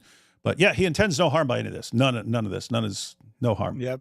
No intent to harm. I got about 6 or 8 of the clips. It's not even half of the clips of him making threats and instigating his audience. Let's see. To doxing people publicly. What do you think is going to happen? To people who are controversial online, what do you think is going to happen when you dox them? That people are going to drive by their house and give them a hug and try to convince them of their ways? Also, well, luckily the law doesn't care for that. The law cares about my intent when I do something. My intent obviously was never to harm. Theirs was to harm, which David made clear multiple times. Their intent was, you see how this guy, their intent was to harm. Their intent was to harm, which they've declared multiple times. We didn't give out your address, your phone number, any of that stuff. You gave, but I mean, just think, what could the intent possibly be? Hey, everyone, I'm posting this guy's home address. What John asked, what, to give him a hug? Why? What would be the point of posting that information? Why? What would that be? No, I don't intend any harm. What a coward. Mm-hmm. Can you cite me a source where David specifically doxed you with the intent to harm you? Wow. Yeah, I was in. Oh gosh, you picked up on it already, man. That you need to ask this guy. Show me anything you're saying. You need to show me because you're a compulsive liar. That's good. Well, he doubled back on himself 6 times up to this point. Like he said one thing and then said another and another and another. I'm like, this guy is just lying out of his butt right now. Like he's not one thing he's saying is true. It's really there needs to be a huge emphasis on this, because everywhere on X and everything else, people just say something and then everyone in the comment, even if they're like responding to it and disagreeing with it, it doesn't occur to them to hey, did you just make that up? Show me what you just said. They'll just run with it as like, oh, this person said it and this person must know what he's talking about and so on. So, I mean, it's just interesting, like because you had the files that came out and so on, but you have Muslims running with it. You see, this is what Western culture is and so on. And then people respond to that by bringing up Muhammad and Aisha. And then they keep responding, no, once she's reached puberty, but people that start responding, okay, just because she's reached puberty doesn't mean, it's like, she hadn't reached puberty. According to the sources, she hadn't reached puberty. Like, but people just take it. They say, oh, because she's reached puberty, it's okay. People start responding to that as if it's true. We're in a situation where lots of people lie constantly, and everyone, you just got to get in the habit. Show me the source for that. They may be telling the truth sometimes. Sometimes if they're saying something, you're not sure about it, they may be telling the truth, but hey, give me the source on that. Well, one thing I really noticed specifically with the Aisha thing is like everybody's always, because that is a main conversation on my channel, because that's one of the things that really drives me, is they'll say that Aisha was mature. And then they're like, here's a standard where it says you need to be mature. But then just ask a simple question. It's like, what is the definition of mature here? How are you guys defining it? And then when you really like drive it home, they're like, oh yeah, a 9-year-old is mature enough. Yeah, their actual reasoning is if Muhammad had sex with her, then he obviously wouldn't have done something with an immature girl, and therefore he must have been mature. She must have been mature. And it's like, okay, she was 9 years old, prepubescent, playing on a swing, and when she was told to go to Muhammad's house, she brought her dolls with her and was still playing with dolls. And according to the sources, she didn't reach puberty until she was around 14 to 15. And so what do you do? And even apart from that, the Quran, Surah 65, verse 4, allows sex with prepubescent girls. And so, wild stuff. But yeah, definitely not mature in any sane definition of the word mature. You cite me Ali Dawah straight up said that is like, why would Muhammad, he got married to her when she was 6. Why would he wait 3 years if he wanted to actually engage with the child? Which, again, makes no sense. Because first of all, you're saying that, okay, he can marry a child, but he has to wait until she starts to bud, which is like the words that he's using. Like, it's disgusting. Yeah. It's gross. And people really need to be more aware of like how, I don't know if I could say the word, how much of like P3DOs Islam is. It's not a few. It's not an odd amount of number. It's a lot. I've had hundreds of conversations with Muslims that are perfectly fine with the idea of marrying a child. It's gross. Yeah, and the actual thought in the Muslim sources as far as waiting for a girl 6 to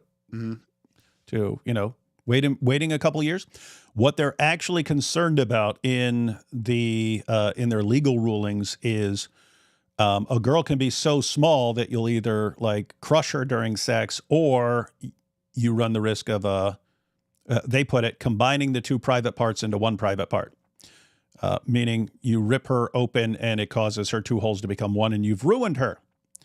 And so that's what they're actually waiting for. If you're not, why don't you have sex with a 6-year-old? Well, you can have sex with a 6-year-old if she seems like you're not going to permanently damage her by doing it. Like permanently, I don't mean hurt her. I mean permanently damage her for the rest of her life. That's what they wait on. And so Ali Dawah, you see, she was reaching puberty. Ali Dawah, your sources say she hadn't reached puberty. So what do you want to? It's okay because Rebecca was 3, right? Yeah, she was 3, and Mary was 12 in the Catholic Encyclopedia that forgot to say it. David specifically doxed you with the intent to harm you. Yeah, it was in his first video he made on me. I'm sure that you would have a copy of that video, considering that this is the whole basis of where you're starting your vengeance. I mean, I have it, but I didn't come here to discuss it with you. I have it from my own records. Well, I just mean listen, I got, how many people are watching? Over 1,000 people right now, right, Abby? Yeah. So we got over 1,000 people right now where you can clarify and clear your name. Why wouldn't you want to do that? Because I'm not concerned about what people think of me. I'm concerned about what the Muslims think. And wait. He's there. He doxed me. He doxed me. Okay, you have a copy of this? Yeah, I have a copy of this. Okay, why don't you show it to us? Oh, I don't care about that. What are you talking about? That's your entire case is, but he doxed me. He doxed me. He doxed me. Okay, let's see where he doxed you. Let's see if this is doxing. Well, I don't care about that. What a dork, man. And the Muslims know what my intentions are. I don't think I think a lot of Christians DM me and they know what's up. Sure they do. All right. So interlude here. This is a compilation of clips with no intent to harm. No intent to harm whatsoever. The Thaddeus compilation of Malik's non-intent to harm. Let's see. There is some stuff we can do as a community. This is a company that David's wife works at. It's called... To be clear, those are Thaddeus's sound effects. Yeah, that's Thaddeus covering up the doxing. That's a sensor noise. Yeah. By the way, guys, that's a place my wife volunteers at. He had his people scream against a place that she volunteers at. Company, if you Google it, based in West Virginia. He didn't even get the state right, but he got the number and such right. I think we can make a phone call to the company and do some things like that. Also, you can call David Wood yourself. You can call David Wood yourself. And you can file a complaint against David Wood to himself, right? That's David Wood's number. Yeah. Except it wasn't. Oh, I get it. Yeah, I get it. It wasn't my number. It was my wife's number. So he had everyone calling my wife. So he can't even threaten you properly. No, they've managed to call my wife multiple times and so on. They haven't managed to call me, so they kind of suck at their job. But just keep in mind, the entire time he's got house, home address, and stuff up there on the screen. Yep. Now he's doing the home address. That's what was just censored there. There we go. Nice house. Obviously, we know where the donations are going now. So, chat, this is the address of him. Because we need to know, David, anywhere you go, any interview you do, this is always going to be brought to your table. And trust me, they're writing more articles on you right now, David. So you have one little fake one on the internet. So at the end of the day, chat, we're going to see who's going to do what. I promise you, Christians, like one by one, I'm going to be honest with you. If any of you are brave enough to ever show your face or ever like come up on the panel, your phone number will be on the internet so quick. I'll be calling your WhatsApp so quick, telling you, hey, be a good boy, or your mother's we're gonna be at her front door. Wait. Gonna be at your mother's front door. All the Christian has to do is come up to the panel and he's going to dox them and threaten them. But his whole thing is, I'm only doxing you because you doxed me. Mm-hmm. Yeah, that's the point. That's his go-to method. I don't like what you're doing or saying or how you're acting at all in any way, so I will dox you. And I will have people show up at your mother's door. That's what he just said. They'll show up we'll be showing up at your mother's door over this. But then people started, well, look, you doxing him and his family and other people is causing him to do that. No, he doxed me. I would never do anything like that. What? Back up a few seconds here so you can hear what. Ever show your face, or ever like come up on the panel, your phone number will be on the internet so quick. I'll be calling your WhatsApp so quick, telling you, hey, be a good boy, or your mother's we're gonna be at her front door. Diddy Woods got a bounty on his head, bro. He got a bounty on his head. David pays rent to a Muslim Indian man. So we had. It was funny. How dare you? It was funny because I didn't even know that, right? Like I never met the guy. It was done through a realtor. I knew that he had some sort of Indian name, but I had no idea if he was a Muslim or Hindu or atheist or what. But anyway, he looked him up and then called him. We had to call the man ourselves, and we had to talk to him and let him know about David Wood. And we're. So this had music. I silenced the music. Silence the music. Diddy Wood. But not the gunshots. Here we go. Let's see how much longer you're going to last. Hang on. Diddy Wood. Let's see how much longer you're going to last. Time's running out. Uh-oh. When? When's it going to happen? Houston. Houston? Huh? Huh? Pop, pop. Hey, David Wood. David Wood. What's up? I got something for David Wood. What you got, man? Empty promises? Those little Qurans you blasted, David? Yeah, I did that. That's on your head now. Uh-oh. That's on your head $300? Yeah. Shout out my boy Jay Prince out in Houston, man. Houston, it's going to happen. And that was only clips targeted at David, and only a fraction of them. He also said stuff like, we're going to call IP's sister and call the school that he thinks she works at and get her fired from her job when she has absolutely nothing to do with anything. Not that IP does, but IP's sister really doesn't have anything. Yeah, and think about his reasoning. It's well, David ripped the Quran and did this, doxed me by saying my rap name is Dr. Malik. Therefore, IP is guilty because he was sitting in some live streams with David at certain points. So IP is guilty by association. But then his sister has nothing to do with it. She's guilty by association. I guess her cousin and her cousin's cousin and so on, and everyone. He can just go after everyone here. Gosh, what a perpetual toddler. So are you guys charging him?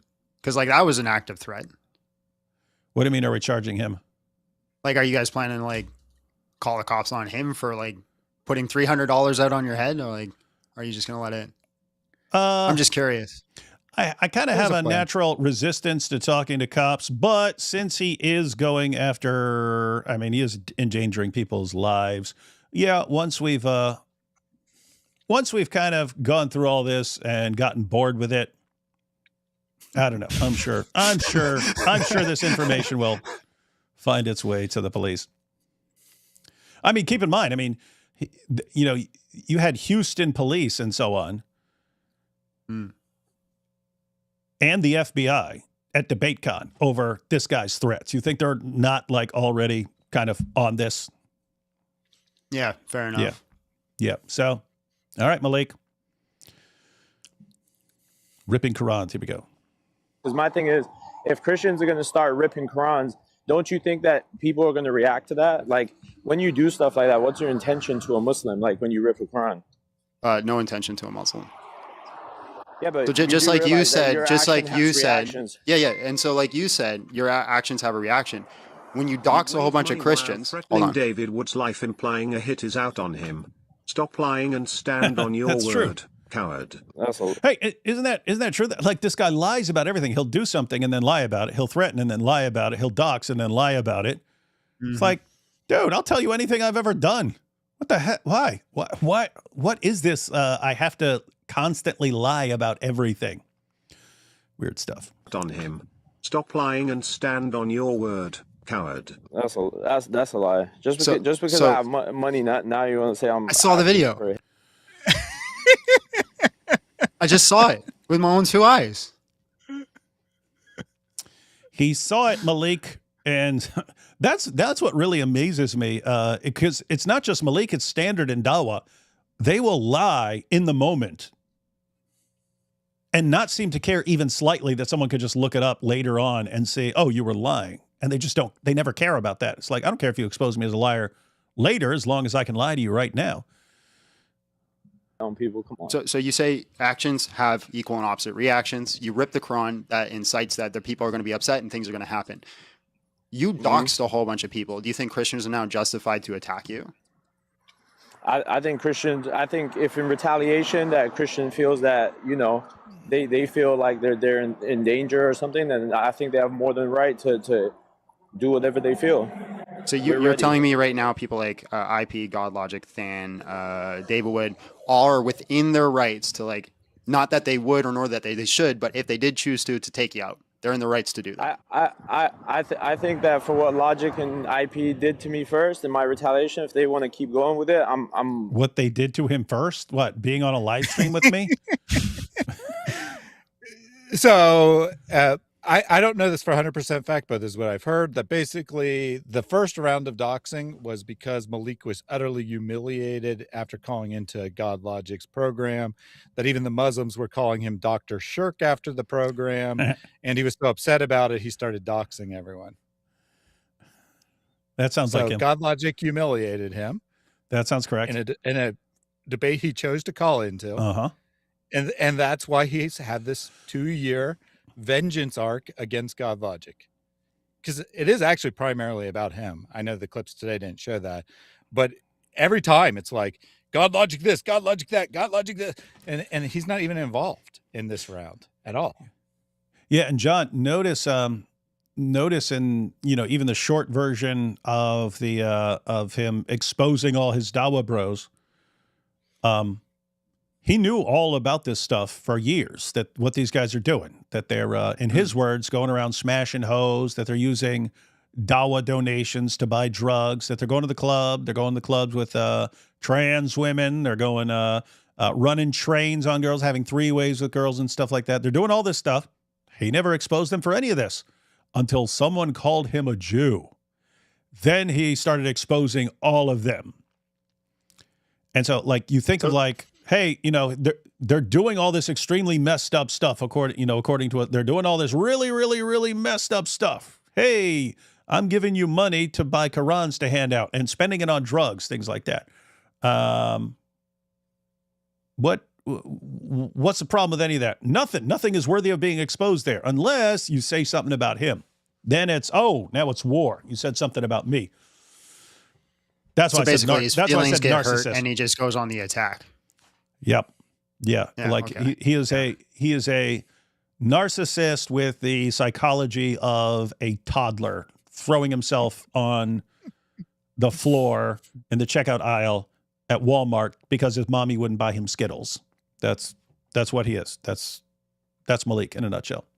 I'm more than available to keep going too. I want no problems, but if someone wants a problem, no problem. But that's not the question I asked you. Are they within their rights to do that?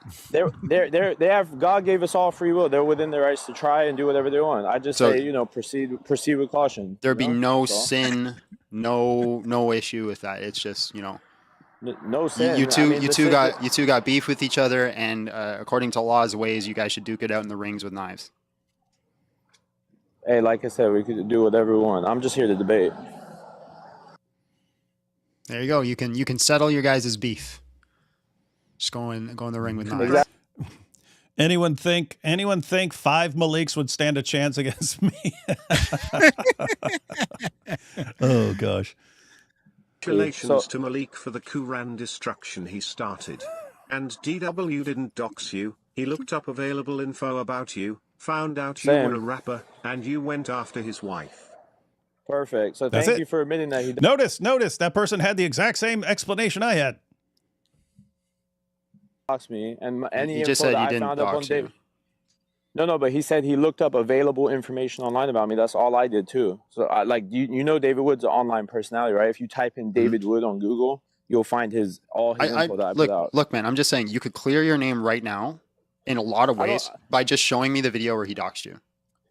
Look, all I'm gonna say, I don't have the video on me. I'm taking a walk. But I am a patient guy, man. You can leave the app. I'll wait. You can find it. You pull it up. Send it to me. That's really good, John. You're not letting him wriggle out of that one. It's very, very, very simple, Malik. Show us where David doxed you. John, look, I can say it to you privately if you want, and you could come online and I don't feel comfortable. I don't feel comfortable opening up a private dialogue with you because I don't know if you're going to dox me. Okay, wait. Why would I dox you if you? Well, I just said I would rip the Quran. That's one thing. Well, I mean, have you done it? I mean, you say you would, but I think you're just stunting to your followers. I don't think you'd actually do it. Here's the thing. If I pull up my Quran right now and rip it, would you dox me? Just go ahead and do it. Answer the question.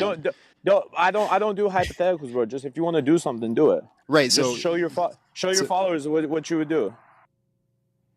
He sure wants him to rip that Quran, doesn't he? I've never seen any Muslim. I've never seen any Muslim who constantly incites people to rip the Quran and destroy the Quran than this guy. Like every other Muslim. No, don't do that. Don't do that. Don't do that. Don't do that. Please, please, please don't do that. And he's like, do it. Now that I have like an updated knowledge of like this idea that the Quran is more valuable than human life itself, this is the wildest thing he could have said. Wildest thing. If I rip the Quran in front of you right now, would you dox me? No, I wouldn't. You would not dox me. Liar. No, I wouldn't. Okay, so then why did you do it today? What if I called you a Jew? You would. Well, like I said, he doxed me first. He put my government name out and put the whereabouts of the state and the whereabouts of where I am. I don't think it's true. I think I would like you to confirm that. Well, the guy just said that he looked up available information on me. But what does that mean? Available information? Like, yeah, it was an article from like iHeartRadio. It was like iHeartRadio or something like this, talking about, hey, watch out for this guy because he's a scam artist. If somebody looks up available information about me, they're going to find out I used to be a rapper too.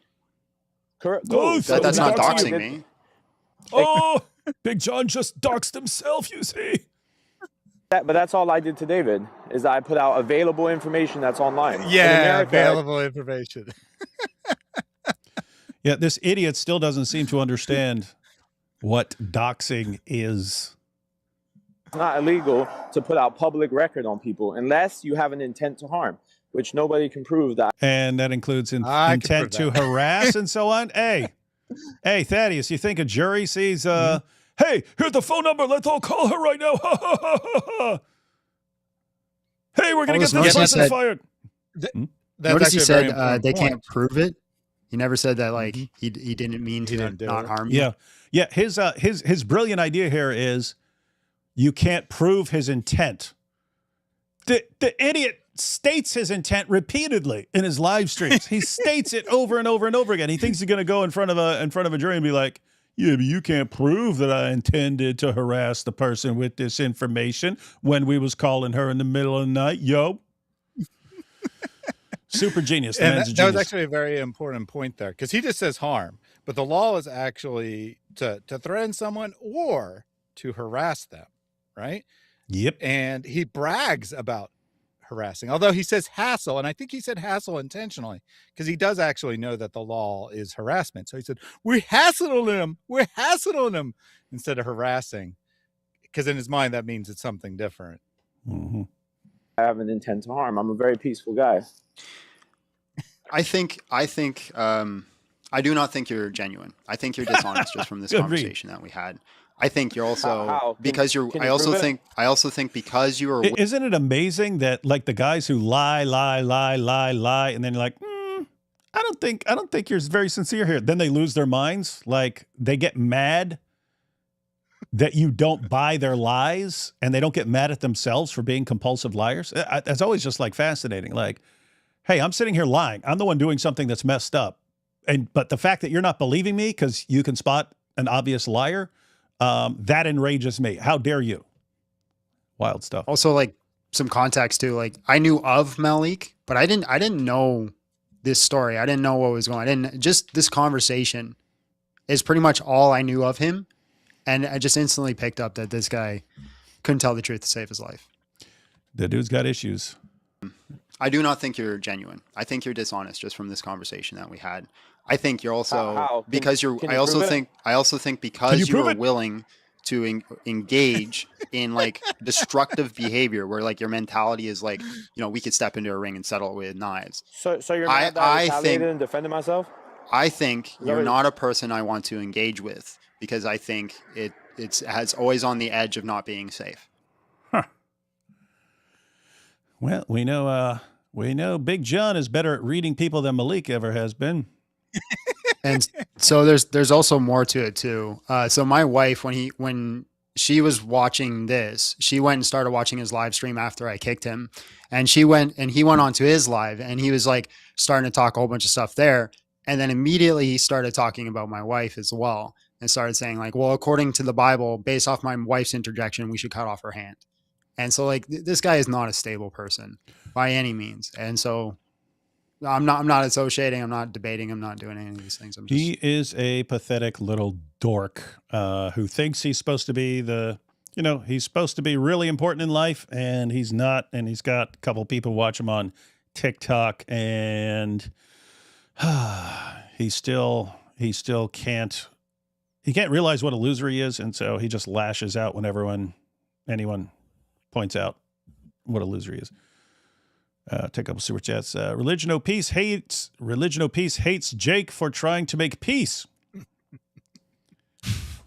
He was trying, guys. Allah willed Malik dip his rapping career. Yeah, that came up in the debate, John, where I was asking, did Allah will that the previous scriptures be corrupted? And the assessment seemed to be yes. And so Allah causes everything. So he even destroyed Malik's rap career. Big Jon and David live together. That's true. Tell me how you feel, Big Jon Steel. Is that a saying? Tell me how you feel, Big Jon Steel. Oh yeah. It's my intro song. It's in there. Oh, nice. My doghouse joke was referencing Norm Macdonald's Professor of Logic joke. You really need to check it out, lol. Wait a minute. No, I know the doghouse joke. Professor of Logic talks to the Professor of Logic, and do you have a dog? Well, I assume you have a doghouse, and yeah, I know that one. Tell me to check out a Norm Macdonald joke. Malik's touch is the reverse Midas touch. John Big Balls of Steel. Signing up to Big Jon because the Quran is from the devil. Glad he said it on his live. Will subscribe. Yeah, that will earn some subscribers here. Just keep it real. By the way, everyone, I got a link to Big Jon's channel in the description. You can click on that. Just keep it real. We will. Just keep it real, Big Jon Steel. D-Wood eats so many Quran he poops in Arabic. Can we trick Malik into leaking 1600 Pennsylvania Avenue for your new place? Yeah, probably could. He's dumb enough to fall for it. David, have you seen Ahmed ex-Muslim's post on YouTube supporting and praying for you while also explaining the danger he is in, plus indefinite break? God bless him. Keep him in your prayers, guys. I'll check that out. See, Big Jon put the Quran in the camel clutch. I expect you to know that reference, D-Wood. Yeah, the camel clutch was the Iron Sheik's finisher. I appreciate Big Jon's unambiguous, unequivocal smackdown. Yeah, that was pretty impressive. Yeah, he did very well. I liked it as well. Schön dich lebendig zu sehen. Gott segne und behüte dich. Good to see me alive. Please keep eyes on Iran. Yes, needs to happen. Who's more intelligent, Malik or his prophet? Neither one could have room temperature IQ. Yeah, I don't have a lot of respects for Muhammad's IQ, but I think Muhammad's way smarter than Malik. Obviously, he cares what others think of him and how he reacted to being called a Jew. Yeah, I don't care what people think. Hey, call me a Jew. I'll destroy everything. I'll destroy all of Dawah. Scams people to attend his show and starts all this because the watcher hurt his feelings. I don't care what people think of me, chat. Yeah. Mark 13:22, Matthew 17:15 to 20, 24:11, and 24:24. Proof of Muhammad in the Bible. I did a better job proving he's in the Bible than anyone in Dawah. Yes, those are all good references to Muhammad in the Bible. And wonder if IP brought them up because he's debating that.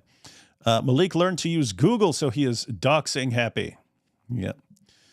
Allah only made it appear Momo got al-zooted by only 30 when it was actually 900 because that's how many Qurans got wrecked by Malik's doxing. Was a lot of Qurans. I'm not aware of anyone causing this much Quran desecration in the history of humanity. This will be his legacy.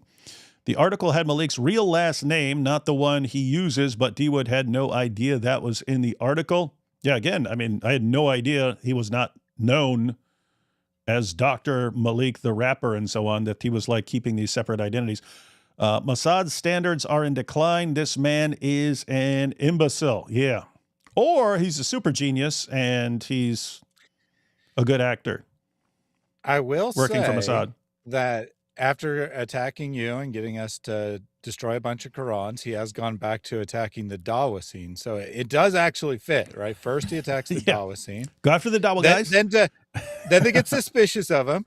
So then he goes after you. And now that they're off his tail, he's back attacking the Dawah scene. Yeah, off his tail. Not in the Zut sense, but yeah, he attacks the Dawah guys, destroys them, exposes them. Then when they're like, hey, what's going on here? This guy Mossad agent? Look, because I'll attack David, but only in a way that will cause massive Quran desecration. Come on, burn it, destroy more Quran, David. Yeah. Oh, okay. All right, now people get suspicious of me again. Hey, I'll attack Dawah again. Yeah. This guy's definitely not an agent. Malik has a crush on John now. I moved on from God logic. He does get weirdly fixated on people who like destroy him.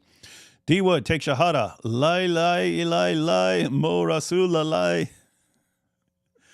Two more real quick. Didn't Mossad Malik's claimed he had not received any calls, messages, nothing from Christians? Remember, he said Christians have no motion, but then he lied to Big Jon about Christian harassment. Oh yeah, he did say that. This is separate stuff. But he was saying, hey, look, we're doing all this stuff, and guess what? I'm doxing all the Christians aren't doing anything to threaten me. They're no threats to me in my DMs. See, Christians don't care. And he was using that as evidence that Christians don't really care about anything because they're not threatening him. But then he goes on, oh yes, they're harassing me and I'm so scared.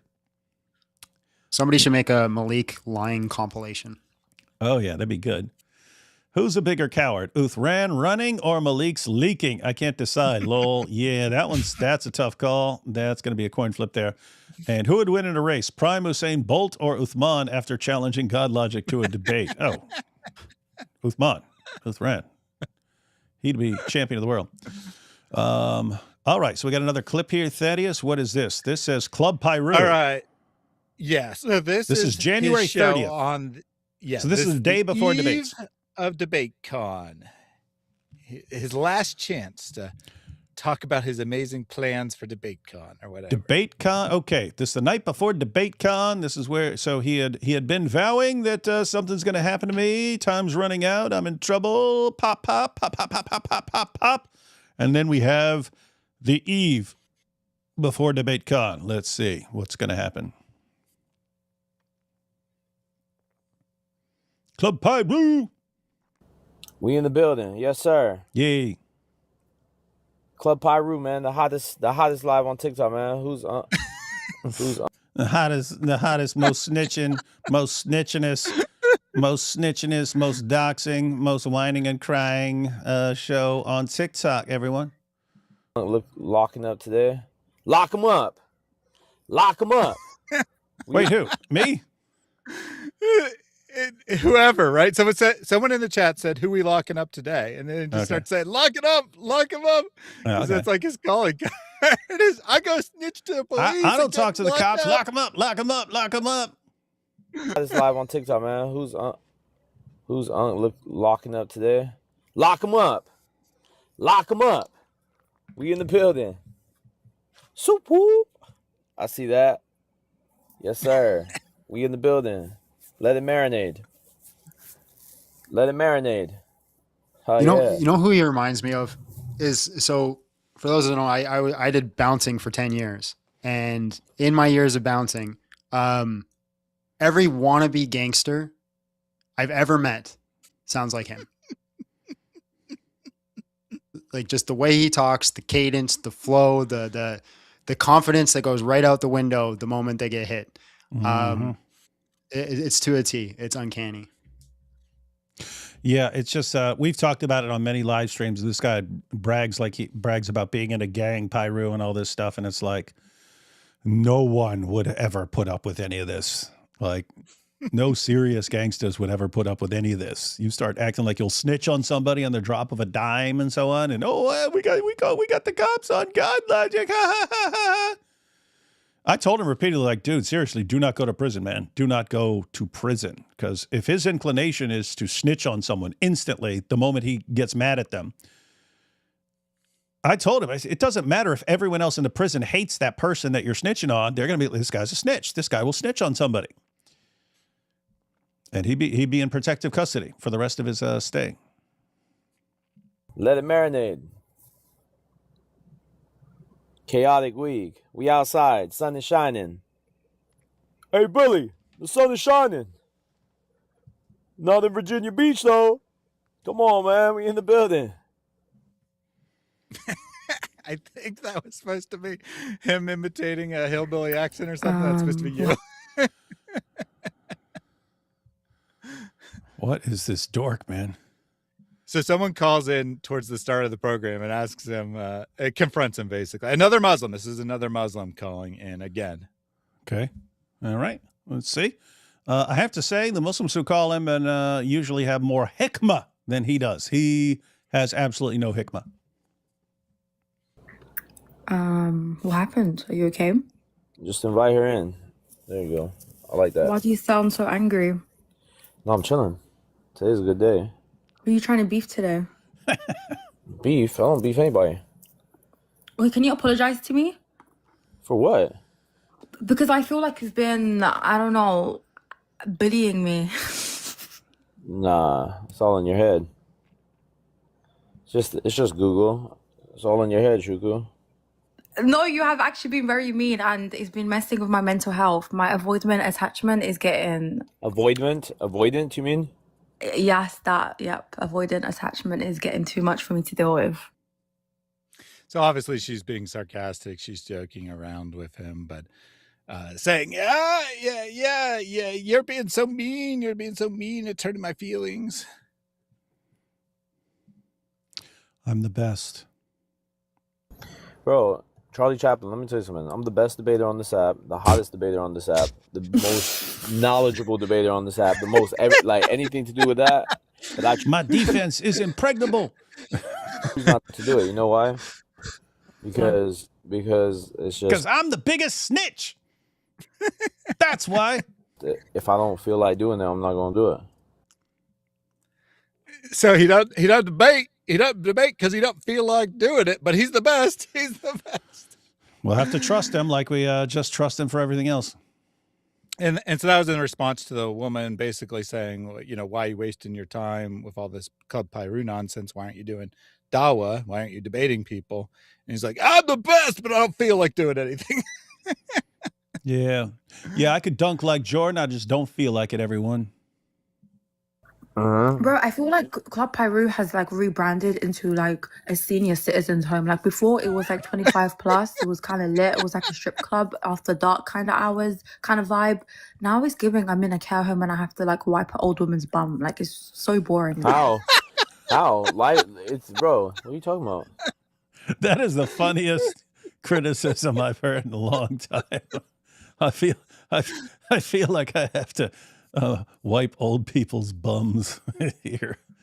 Wow. Because we have to be on our best behavior. We can't say this. We can't say that. Like, what the hell? What's going on? Because we're being audited by the IRS right now. We just, bro. Have you never been like dancing in the kitchen? Your dad walked in and you just pretend you were washing the dishes, and then until he left, then you went back to it. Bro, there's a lot of things Charlie Chaplin all the time. You don't know what's going on. Milik, you definitely twerking. What's that? I just said all the time. That's like one of my biggest grievances in life is my dad catching me dancing in the kitchen. Yeah, I know. In the mirror, innit? The gangster, right? No. This is his go-to example. He's a big, tall, strong gangster, get in trouble all the time. Yeah. Shout out to all your dad actually walked in on you when you were dancing? Shout out to all the real OGs out there. You guys know what I'm talking about. You remember being in the kitchen, trying to dance, trying out the latest Kid and Play moves, and your dad walks in, and you're like, "Uh-oh, no, I just tripped a little bit." Yeah, that's how it is with me on this show. Gangsta. Club Pyru. Bro, there's a lot of things Charlie Chaplin that you don't know that's going on. Milik, you definitely twerk in the mirror, innit? No. You need to chill, you know. She said he twerks in a mirror. She's roasted pretty hard. Hey, here at Club Pyru, we all know, when you be trying to twerk in the mirror and your dad walks in, catches you twerking in the mirror, and then he's like, "What are you doing, man? You ain't Megan Thee Stallion," and slaps you, man. It's like, yeah, don't let him catch you, man. Don't let him catch you. Club Pyru. But notice the gist of the conversation. I did mostly put it in because it was very funny. But notice the gist, right? That she's complaining that he's no longer, acting tough. He's like laying low, trying not to ruffle anyone's feathers anymore, which is very strange because he promised that he would dox one person for every page of the Quran that we ripped. I forgot about that. And then he doxed 3 people. Yeah. And then he's like, I promise I'll do the rest later. And he's never gone back to it. Yeah. John, for context, Thaddeus picked out some clips and we were watching the clip and he said, Hey, Diddy Wood, for every page of the Quran you rip, I'm going to dox one more person. And I go, Thaddeus, count them out. I pulled out a Quran. Just 1, 2, 3, 4, and just kept doing it. Until the entire Quran was empty. And I was like, you ain't going to catch up, man. You ain't going to catch up. David was moving. I heard. Let's make prayers for his family, chap. He's moving houses and stuff. What an unfortunate situation, man. Yeah. This guy is maddeningly inconsistent. Yeah. I'm guessing that was sarcastic, or him like kind of subtly bragging about, I did this. Yeah, someone in the chat presumably said, "Did you see that David's moving?" And then he's like, "Oh yeah, he's moving. Oh, it's so terrible." I hear you. Did you catch that little part after that though? What was that? So go ahead and rewind like 10 seconds. Okay. He does this throughout the whole live stream. Man. Yeah. Oh. Yeah, I hear you. Oh, he did his little pop with Houston. Dude, I'm already back. Oh, I guess this was the night before. So this is the night before. Yeah. But that's actually important because he confronts you not in person, but over a live stream. But the night before, he's going, pow, pow, I'm going to be there. I'm going to destroy David. I'm going to shoot him. Yeah, and I'm sitting there in the hotel lobby for hours, sitting on a couch in a Quran onesie. Anyone could have walked in there and blown my brains out. No one would have been quick enough to react. What happened to me? Nothing. It's like, dude, I mean, it's like the lying. You lie, but someone can find out very quickly that you're a liar. It's like, okay, with threats, oh, I'm going to kill you if you go to Houston. I'm going to kill you there. Like really hoping that I just won't show up or something like that. And then you see, he's scared. But then I do show up. You don't do anything. And like, what are your threats worth at this point? Mm-hmm. Do you think there's a possibility that all this is like intentional as an act to get like build clout? You think that's a possibility? Or do you like, I just find it hard to believe that this person actually exists. Like, what do you mean by build clout? Build clout? Like he's pretending so that way people talk about him and his insanity. And so that way he like gets more famous and well known. I don't know. I mean, it's like famous for what? For being like the biggest loser on the planet, the biggest dork on the planet, and like the worst rapper ever, and the biggest coward ever, and the guy who always goes after people's wives, and the guy who doxes, and the guy who snitches on everybody, and the guy who causes more Quran desecration than anyone else in history. It's like, what's your end game here, buddy? If he's not getting a check from Mossad, no one is.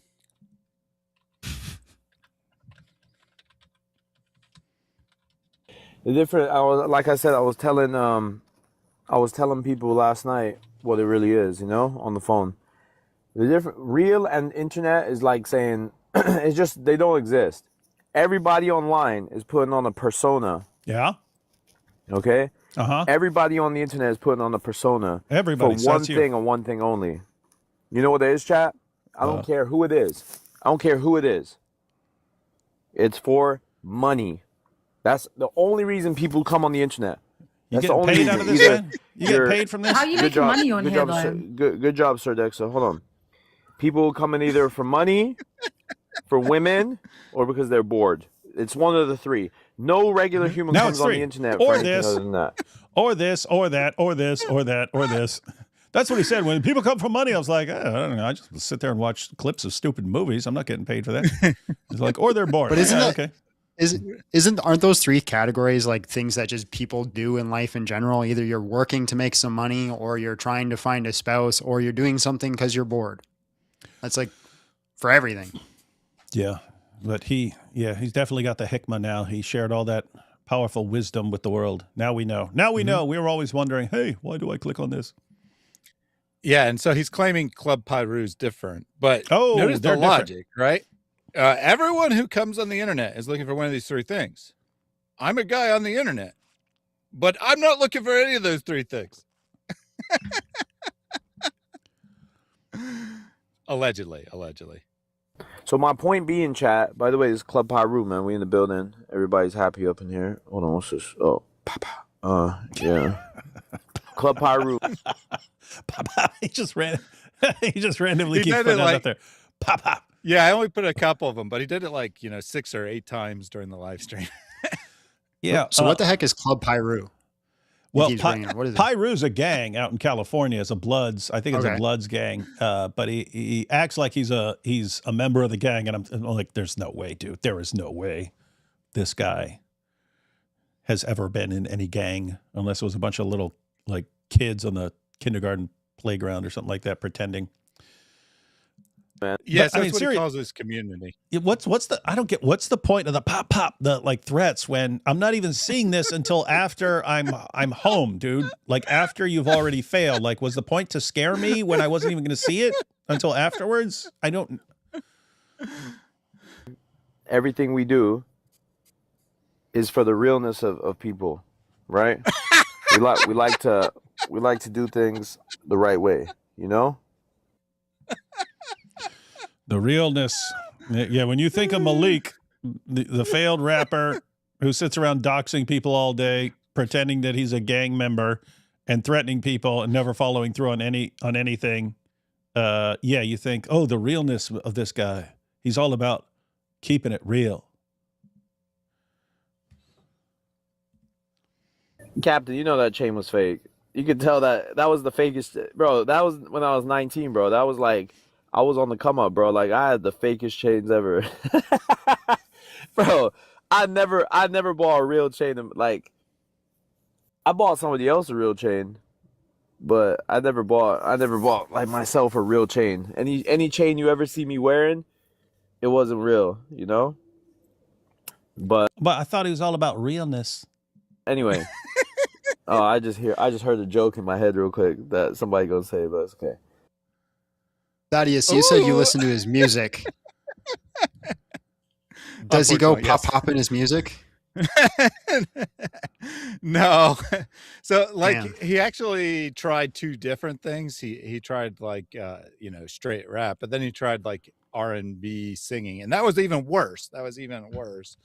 It was like the most over processed garbage I've ever heard in my life. But I put that clip in because he showed a picture of himself with a famous rapper, I forget who. And then someone asked him about the chain that he's wearing in that picture. And then he's like, I never bought myself a real chain, but I bought someone else a real chain. Mm. Oh, crap. I just realized they're going to make a joke about that. Yeah, the Warner. The Warner said, hey, will you wear my chain and I can wear your chain? So he bought him a nice chain. What did splurge on himself? But for the Warner, he's going all out and spending some money. Warner bought me a nice chain because I was a good boy. I was able to use my creativeness to not only help myself in terms of just gaining knowledge and stuff, but changing the dynamic of Muslim Christian relations. Go ahead and pause. Okay.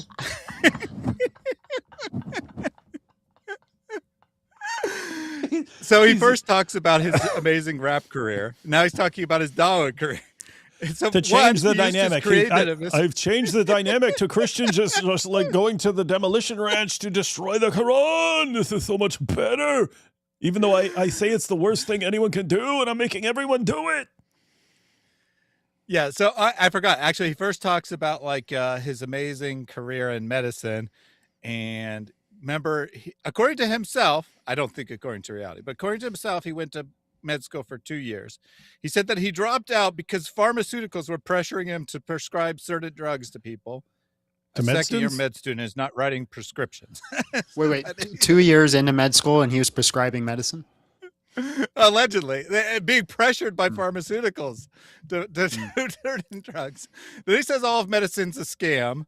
And then he talks about how he changed the world in the rap scene. And then now he's talking about how he changed it in Dawah. He used his creativity to gain knowledge. I don't know how that works exactly, because knowledge and creativity don't exactly go hand in hand. And then he says, I've changed Muslim Christian dynamics. Genius. We're not done yet, by the way. Oh, we're not. Look, the Arab Christians chilled out. 2 years ago, the Arab Christians were crazy on this app. We got them all to chill out. He did it. These little Triple K members, this Salam Al-Masih group, we're in progress. We're chilling them out right now, right? They can act. That's kind of funny because we're about to invade TikTok, man. I mean, it's just like everyone. Huh? Yeah, you're coming to TikTok? Yeah, I tried. Historically, I do pretty much everything by myself, and I couldn't. I just didn't understand how to make a video like that. I know I could do it on my phone, but I don't like making videos on my phone. I mean, not that way, or editing them. I'll record something on my phone horizontally, but then I edit on my computer and stuff. And I was just like, I can't. I don't understand any of this stuff. I thought you mean you were coming to TikTok to the debate scene in TikTok. I thought you were doing. Yeah, I'm going to invade TikTok. So I years ago, everyone's like, "Hey, get on TikTok." So I watched some tutorials. I'm like, I don't understand this. I don't get this. And but now I'm going to have other people figure it out and just tell me what to do, and then I'll be on there.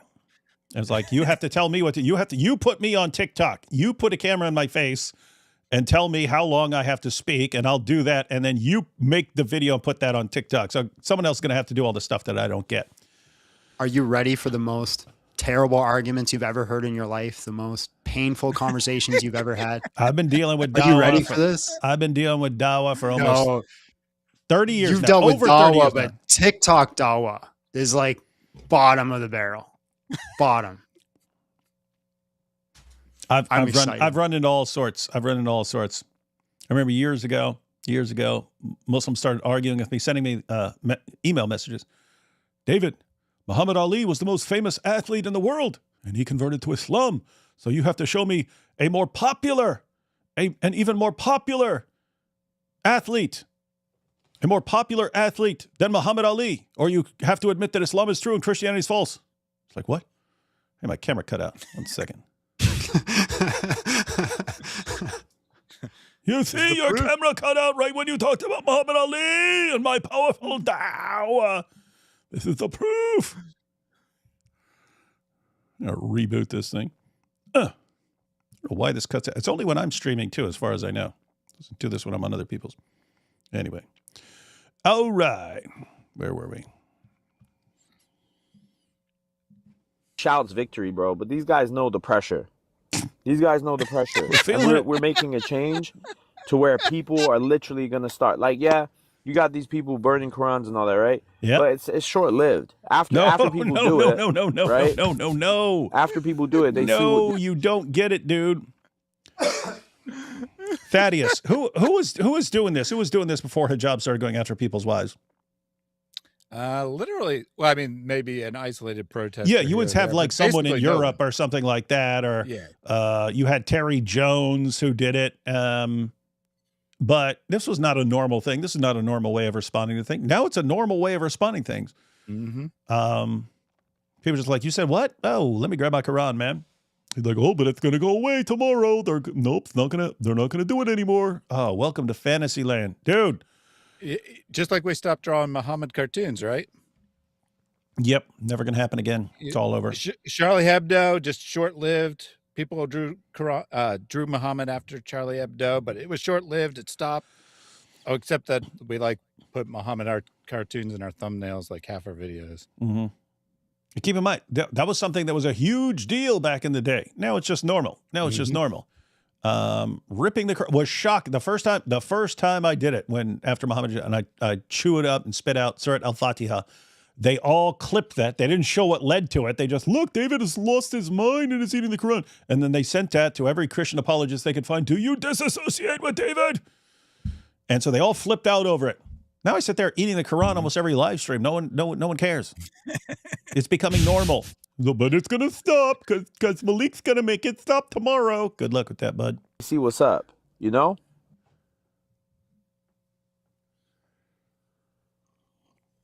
Okay, why do you feel? Do I know you? How did I just get up on the panel? Yeah, because I summoned you up here. Now watch. What's up?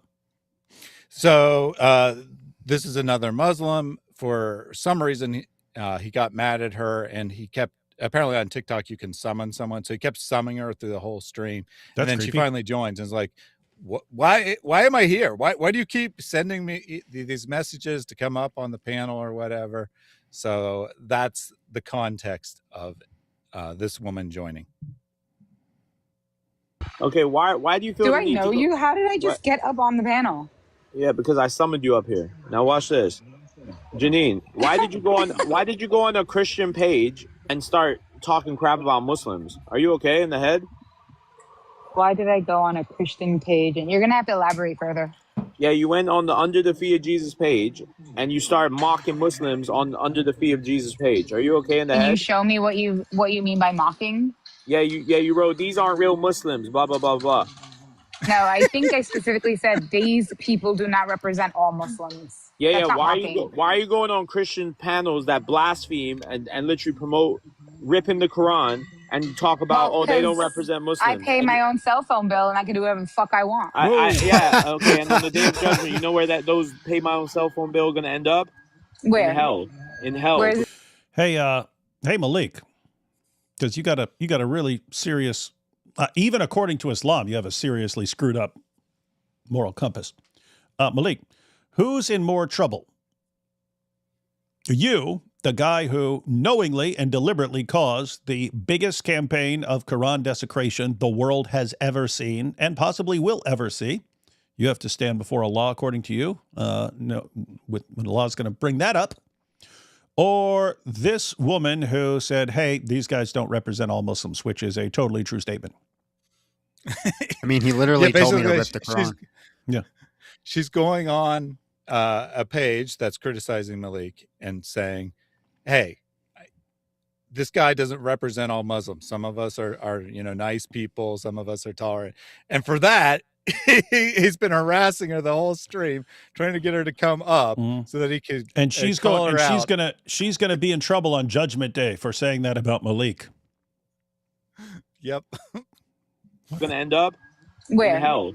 In hell. Where does it say that? She's gonna be in hell. Where does it say that in the Quran? Well, because you're allying with shut. Who? I don't even know who.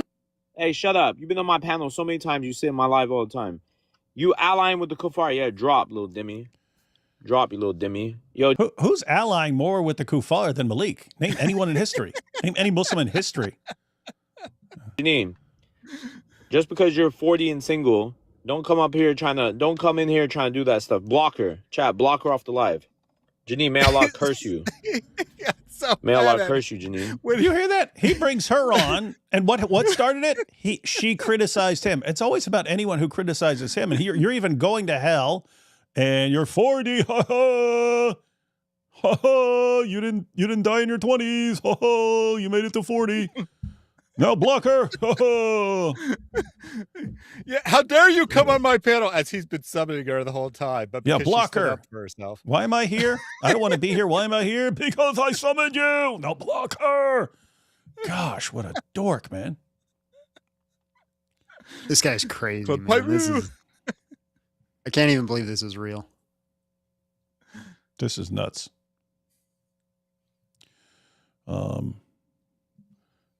Take these real quick. I got one more little clip. I really hope no one forgets Malik Sahih victim interview and chases that police report. Lying has consequences. Oh, yeah. That's a good one. Hey, Big Jon, what's your record in the octagon? Great to finally see some Canadian representation on the big stage. God bless you. 0-1. I only took one fight. I lost the doctor stoppage. We get cut?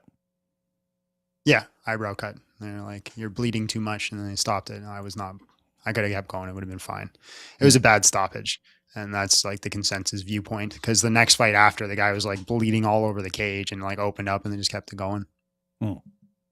Wow.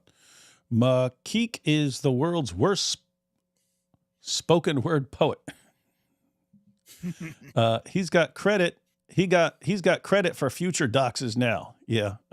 Yeah, he could be doxing people for the rest of his life, and he'll have all the credit from those Quran pages. Malik does a little twerk every time he says pop.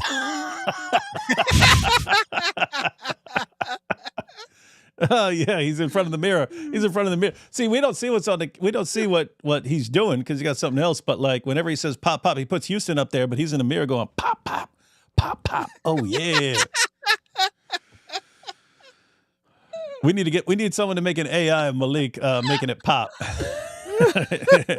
with the audio pop pop pop pop.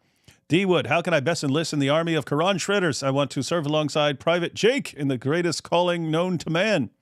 It's pretty easy. You take your phone and you record yourself doing something to the Quran. The way he says Chad is like addressing his wife. I didn't know we could LARP as a gangsta in 2026. Yeah. I got the music for TikTok dances. Lol. David's so old he thinks he's on TikTok when he says TikTok time to rock. Yeah, I'm already here. Love you. Love your thorough research and life story. Thank you for being brave. Hope the threats get you free rent both for your family and in Islamic heads. Yeah, Malik is doing an awesome job funding people. I work for a school of medicine, one in California. Residents can prescribe. Oh, it says people can. Oh, really? Huh. Prescribe. That's concerning. That's pretty disturbing. That is concerning. Especially if it was someone as dumb as Dr. Malik. Well, hold on a second, though. If they mean second year in residency, that's completely different than Oh, yeah, that's residence. Yeah, that's not being in, yeah, that's not second year of med school. Oh, right. Yeah, that would be different. Yeah, look. Yeah, so this says residents can prescribe in theories with 1 year. Yeah. Yeah, so no one's saying that he was in residency. I actually agree with Malik on this one. Cell phone bills will go to hell. And Malik called logic, Dodd logic, and I said, keep saying that and your prophet can get it. He blocked me the whole life. Yeah, that sounds like something he would do. All right, one last clip. I do. And what's the this one one? everyone wants to see? Oh, this the one. This the one where he was talking to me and to Jake and all these guys. Mm-hmm. Yeah. So obviously you've seen part of this because you're involved with part of it. I was there. You also get to see what they're saying. Yep. You also get to see what they're saying when you're not around. Yes, I do not know that. That's interesting. The smoke.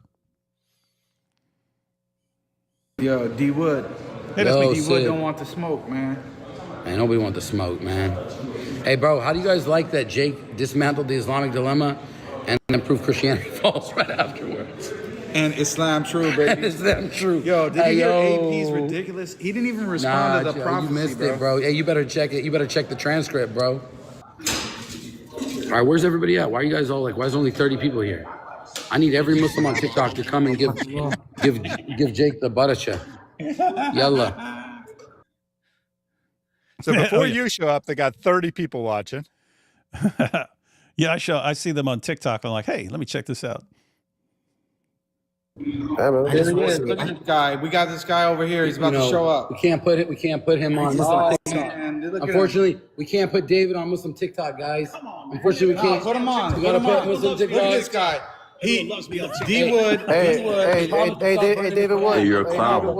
D Wood admitted he's gonna stop burning the Quran. He's gonna stop burning the Quran. No. And he admitted that I was the best Muslim debater on Islamic dilemma. He admitted that. He admitted it. But yeah. I didn't admit any of that, but I gotta help a guy out on his stream here because he does get a lot of street cred with me for just destroying all these Dawa guys. I mean, it's crazy. Malik could have had that street cred from destroying all the Dawa guys in December, but he had to screw it up. He dropped the ball on that one. But yeah, Jake here has been just completely destroying Dawa guys all month long, January. So hats off to him. Look at him. He's thinking about it. He knows it's true. He knows David, it's true. apologize to us. Apologize to us. Come on, man. I want to see you. Hey, guys, I got a Who's question better for than David. me, D-Wood? Who is better than I apologize for not ripping even more Qurans. Okay, Daniel definitely wasn't. Oh, thank you. Let him do it. He said Daniel wasn't. John Fontaine wasn't either, so yeah. What's your Quran budget? See, I got it. What's your Quran budget? Like, how much are you spending on Qurans? I'm not going to tell you, but let's just say I've spent a lot of money on Qurans over the years. You heard it from D. Wood. I was the best one on the Islamic dilemma. Thank you. Because he's not as bad as Daniel. He didn't say it was good. Just not as bad. No. What do we got to do? Why not? What? What do we got to do to stop desecrating the Quran? Zero doxing, no going after wives, no going You after swear to families. God? You swear to God? What? This guy was doing the same stuff when he talked to Anas. Anyways, he talked to Anas and he literally ripped the Quran in front of him. Hold on. No, we're negotiating. We're negotiating right now. You gonna stop? This is a negotiation. We're having a fair negotiation. He can negotiate when he tells how he doesn't have 3 gods. What kind of apology? I don't know. We'll talk about it. I got to go grab something for someone. All right, we're gonna talk. Yeah, so I was like, hey, you got to stop all this. And they're like, and then it's done. And I was thinking, no, Malik is like gone after God Logic's wife, other people. No, that's not. No, he's got to do some serious apologizing to people, begging for forgiveness. Not just moving on from this. Tonight. All right, guys, we're going to negotiate because we care about our Quran, to be fair with you guys. Unlike Malik. All right? No, but here's the thing, guys. Here's the thing that you need to understand. D Wood, we're going to get him to stop desecrating Quran. We have to. Yeah. You could. But you're not going to. What did David just do right now on the camera? I seen the last part. And I was trying to Dude, David came in. We just pressed him on him losing the Islamic dilemma debate. And we told him, yo, you need to stop desecrating the Quran. And what he say? He said, oh, he was like, he took a long pause. Oh, I got to think about it. I'm going to come back. Oh, I need something. I need an apology or whatever. But bro, Malik, what happened. Where is the clue, said, dude? no, We got no nobody way. here. I swear to God, James Coons earlier said how many Muslims are here. There was literally 2 people in the audience out of like 100. So you gave a criteria to stop it. You literally said the things you had to do. He talked about Quran desecration thing, and what the heck is that hat? It's like a yellow version of his red hat. It's kind of. But so get this, right? Jake's like, oh, David had to, he took a long pause and had to think about it. But you said, no way I'm stopping Quran desecration immediately. There was no long pause. And then they call out Malik. They're like, you said there's going to be a big crowd here. You said you're going to bring people. And there's like 2 Muslims in the crowd.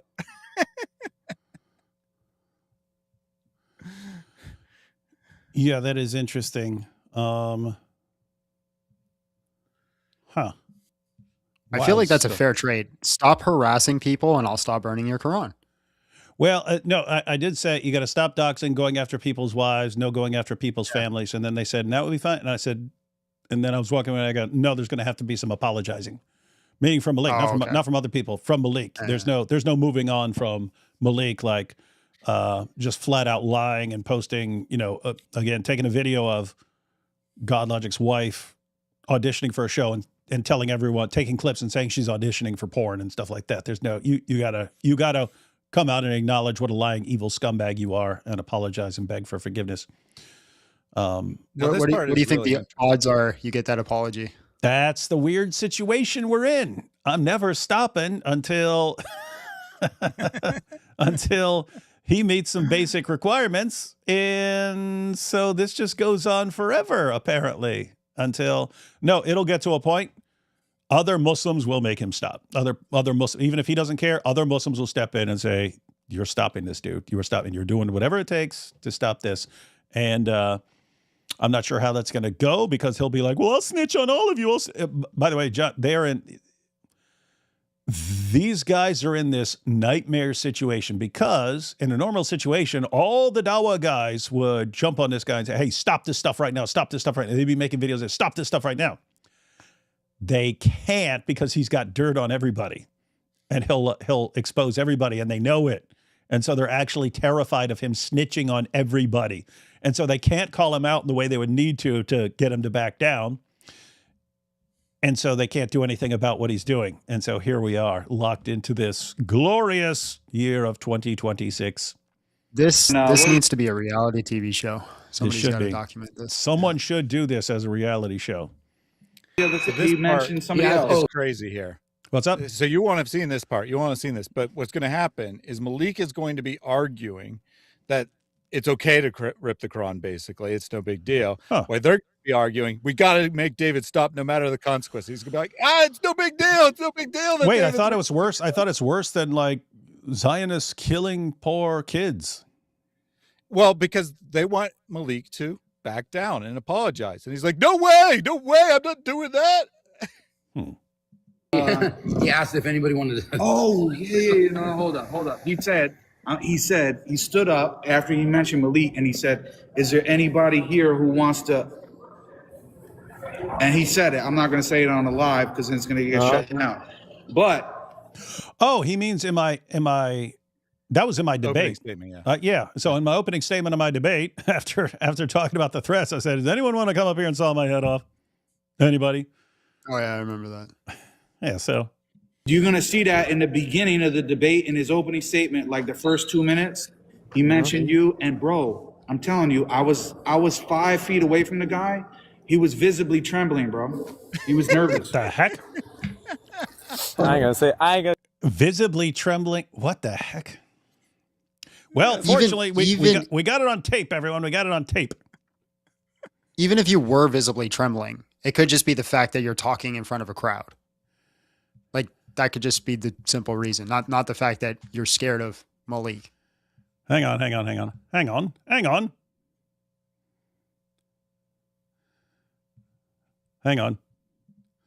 1 second.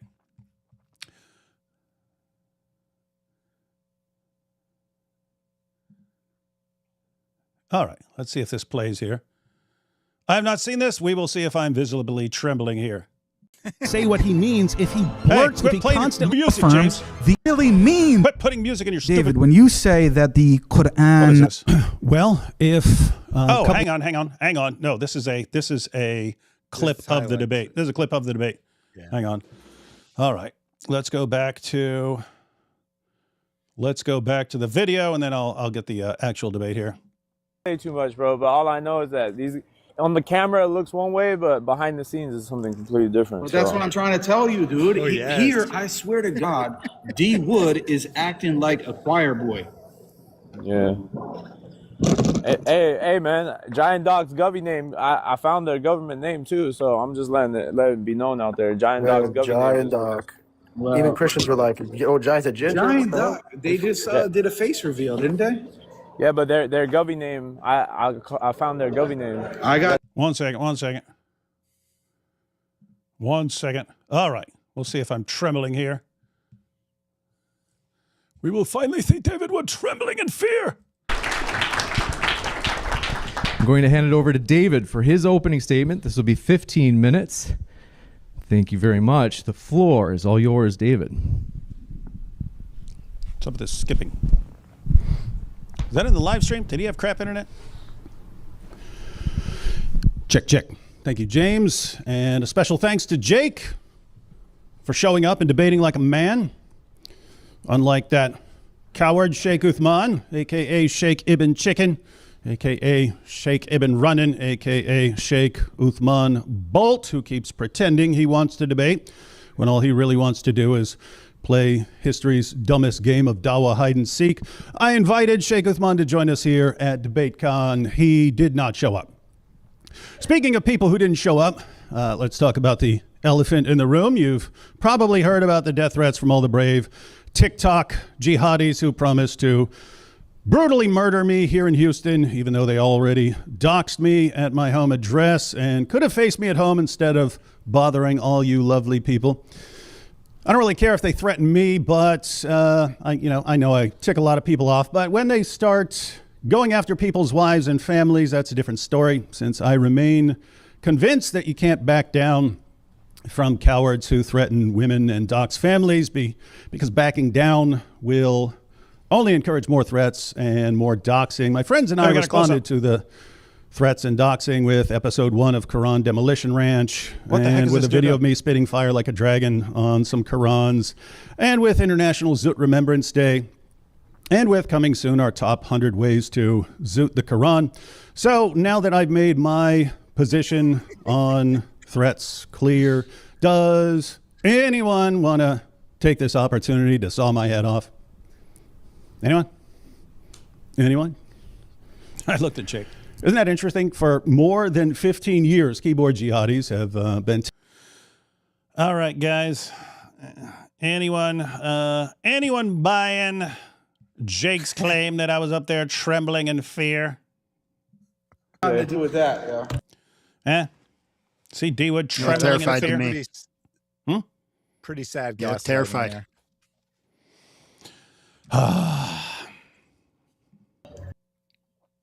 Intra-Muslim stuff. But listen, we don't have time for these intra-Muslim stuff. We trying to do something else right Jake's the king of inter-Muslim stuff, and Malik is the other king of inter-Muslim stuff. And I don't mean in the Zut sense. I mean just like destroying Dawah. These are the two guys right here. This is no good time for it. These are two. This is like two of these two are on the Mount Rushmore, of destroying Dawah. Right now, and you guys playing some funny stuff. Hey, look, bro. I'll say that. Really quick. Hey, which other Muslims were willing to come out here to Texas and flex on anybody? Because yesterday, I sit in this lobby and I made salah and I called the adhan and I was waiting to see who's going to come and press up on me as a Muslim and say anything, and nobody said anything. Yeah, because you didn't do anything. We don't attack Muslims for no reason. Yeah, I was waiting for Christians to come and do something. What? No, who would want to do anything to you just because you don't even know who you are? Yeah, I didn't know who you were. I mean, I had heard the speaking Muslim before, but I didn't know until he was there who he was. Amir, show you. That's him right there, bro. He's trying to hide his Hey, Amir, why you being friendly with David Wood, bro? What's the deal, bro? You see in my lives all the time, bro. Hey, bro, I got 3 Muslim witnesses. Jake wasn't present, but 3 of them seen me pull a knife on them. How about that? Wait, what? So are you saying someone pulled a knife on you? So Malik is like saying that Amir is being buddy with you and trying to call him out, and then he's like, "Hey, what are you talking about? I pulled a knife on David." These guys are compulsive liars, man. They can't stop. No one pulled a knife on you, David? No, I mean, anyone could have done something behind my back, but I don't.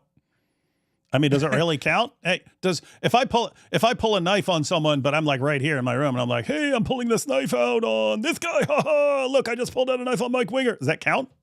I don't know. Maybe he had a plastic knife and he got out his bagel and was spreading his cream cheese, but in his mind he was threatening you with the knife. Hey, totally serious. That dude literally offered me a chicken sandwich. That dude, speaking Muslim. He's like, he opens his whatever lunch he had there, and he goes, hey, I'm not going to eat this chicken sandwich. Anyone want it? He goes, hey, David, if you want it, you can have it. This guy's offering me a chicken sandwich, and somehow he considers offering me a chicken sandwich pulling a knife on me. The same Maybe thing. there was a knife in the chicken sandwich. Might have been. We're going to end this like Quran desecration shit going on tonight. Are you? I am playing. That's why I came to Central. Hey, bro. It's for this combo. Hey, bro. Him right, so him doing that with Quran, bro. He's only going to have himself to blame, bro. I mean, he can do. We're not arguing from a position of weakness. Yeah, but Malik, if we get him on cam, it don't matter. Yo, when you say we don't want him to do something, bro, now you're being a dhimmi because now you're like over here trying to say he controls the narrative. No, he can do what he likes. No. Listen, dude, we're gonna bring him on, and then you can talk to him one-on-one. So they're trying. Would you be open to that? Would you like have a one-on-one conversation with Malik? Yeah, it's coming up. It's coming up. But yeah, no, it happens right here. Jake is saying we're going to end the Quran desecration. Yeah. Malik's like, no, don't do that. That'll make you a dhimmi. So that was the argument. I had the clips out of order in my mind, but that was the argument where they're arguing back and forth. They're saying we need to stop this, and he's saying, no, we need to continue this. He really wants those Qurans desecrated. He seems to be obsessed with having as many Qurans desecrated as possible. You got D-Wood. We need 5 minutes, man. Come on. We need 5 minutes with you. We got Malik right here. Diddy Wood. D-Wood. Look at me, Diddy Wood. What's backing? Huh? When's is that Alex behind you too? When's that pop coming, man? Looking for the pop. Hey, Diddy, I heard you were shaking the whole debate, man. Why you shaking? Why you shivering outside like that? Wait for the pop, man. I was so terrified. Okay, yeah, D-Wood, what do we have to do to... I remembered. I'm David's like, Hey, Mike Jones, why you sitting there holding on to his shoulder like that, bro? Why you hugging his shoulder with your head, man? You know how depth perception works? You know how depth perception works? Come on, man. Why you going red in the face, IP? I'm over the camera. I'm not next to you even right now. Why you? Come on, man. Very gay. TikTok, bro. Always gonna talk about my face and everything. It's weird. It's creepy, man. I'm married. My live hit, bro. TikTok. All right. So what do we got? Hey, Diddy, what's the business? I'm face to face right now, man. Come on. What's up? When are we gonna stop ripping the Quran and eating it and burning it. And doing all that stuff. Hey, he can do as he likes, bro. It's all good. But we can. I don't know. I don't think Mike does. Come back. Hang out. Clean language. First, I have to finish completely destroying Malik as a warning to any future. Hey, Diddy, you ain't destroying nothing. Hey, Diddy, move house first. Move house before you do that, yeah? Then we're all good. Yeah, that's what it said. So, Hey, Diddy, keep scamming your fans. Keep scamming your fans for money. Why are you talking to Jake? Talk to me. Look me in the eye. Stop being a coward. We're gonna have to come to some agreement. Hey, we're gonna have. Hey, listen. Nobody's gonna save you, David. David, nobody's gonna save you. David, nobody's gonna save you. David, nobody gonna save you, man. Hey, that armed security up in there is all you got. Hey, Malik, that armed security. And I got a bigger crowd than you get on your live streams, man. Yeah, that was funny. All of a sudden I looked over and there were like 20 people recording on the cell phones behind here, on the other side of this. I'm like, I got a bigger crowd than you get in your live streams, and I'm in a hotel lobby. Yeah. Hey, there's 300 people in here because of me, David. Oh yeah. Uh-oh. Oh, because Hey, why don't you stop? Why don't you stop? Hey, why don't you stop by?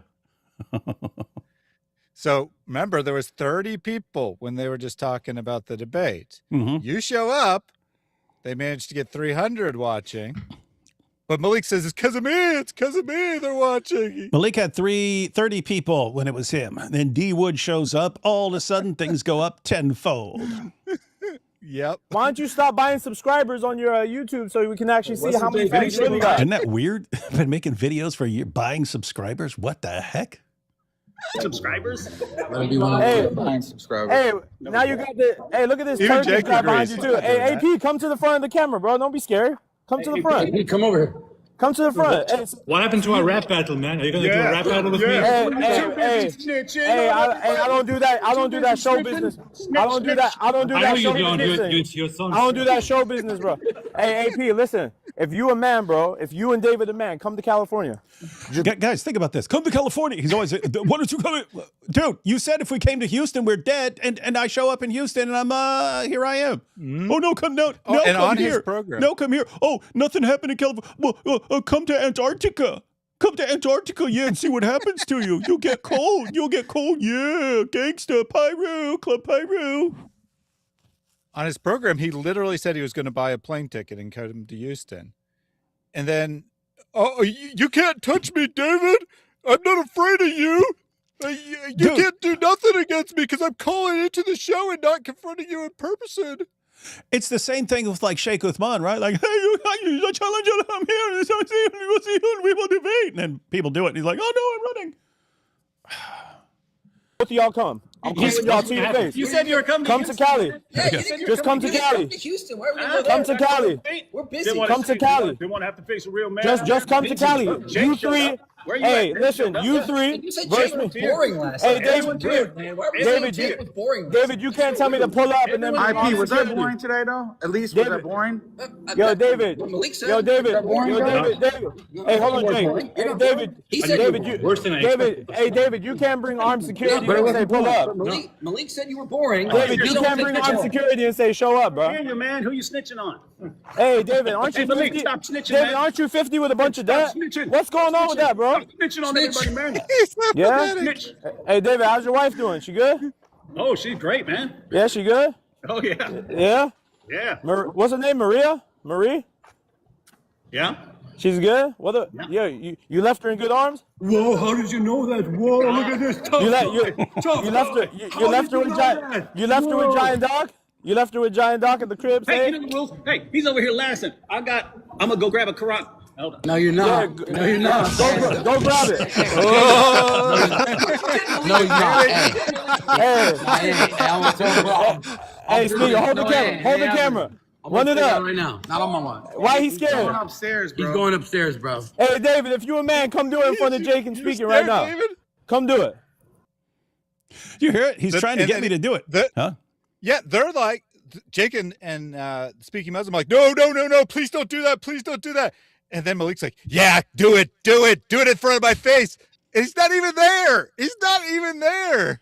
What a Yeah, do freak. it in front of their faces because they actually show up to places unlike me. The secondhand embarrassment, notice though. his That's so logic. cringe. Because he made death threats, modern day debate had to get extra security because they're responsible. I can't show up because you got security there. That was his excuse, right? You can't tell me to pull up. When he made the threat, first of all, you didn't tell him to do anything. Yeah, he made a threat. So James got... You secured me. Pathetic. Pretty lame. So did you end up ripping the Quran? Or are we going to see that? There's more coming up. Yeah, so Okay.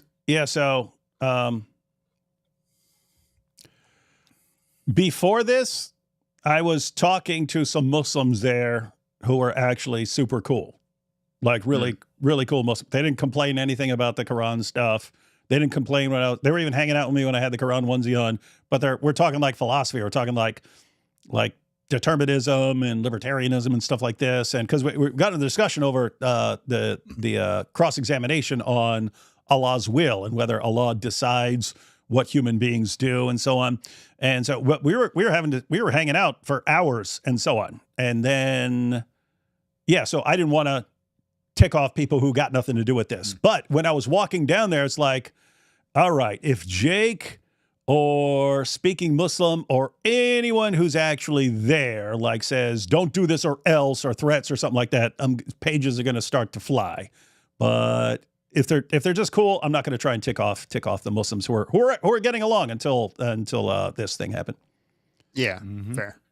Wait, so you had to go upstairs, and so now they turn the camera and they just start attacking. Yeah, and these two guys were at the table where we're all hanging out. Yep, but this is just some random guy, right? And he's actually going to get roasted. Malik is going to get roasted even by this random guy. But hey, this dude's smart. This dude on the camera, that guy's smart. That guy knows his stuff, and so super sharp, super quick. So Christ say that you can't rip a Quran. He said to rebuke, judge righteously, right? Doesn't the Bible say judge righteously? Okay, if you're judging righteously on somebody that's ripping the Bible, what's the judgment? So when what's the judgment? When you dox people, when you dox people and you put people's personal information, I hear you. Kids and wives. Watch this, bro. Okay, so who doxed who first? Who doxed who first? He read your name on an internet. He doxed your name on an internet. And I read his name on an internet article too, which has his info. Internet. So where did the address and the phone number? That's all on Google, bro. Mentioning somebody's wife. Chopped hairline. Check this out. Come on, man. Chopped hairline. What are we doing? If we typing in David Wood on Google, hey, listen, bro, you got. If you type in David Wood, there are like tens of thousands of David Woods, buddy. You have to do some serious going to these websites where you dig up information on people. That's where you go. Zigzag hairline, bro. Relax. Now listen. I'm telling you this right now. If I type in his name just like he typed in, just because he's got more info than mine, he still doxed me. You still doxing somebody from reading a public article. Okay, and I typed in your stage name.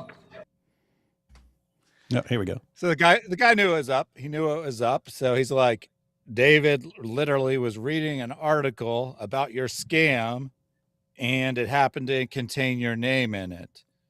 You went to great depth to find his address. What you thought it was his phone number, GodLogic's address, GodLogic's phone number, IP's address, IP's phone number. Now, in fairness, most of the information he put out was not correct.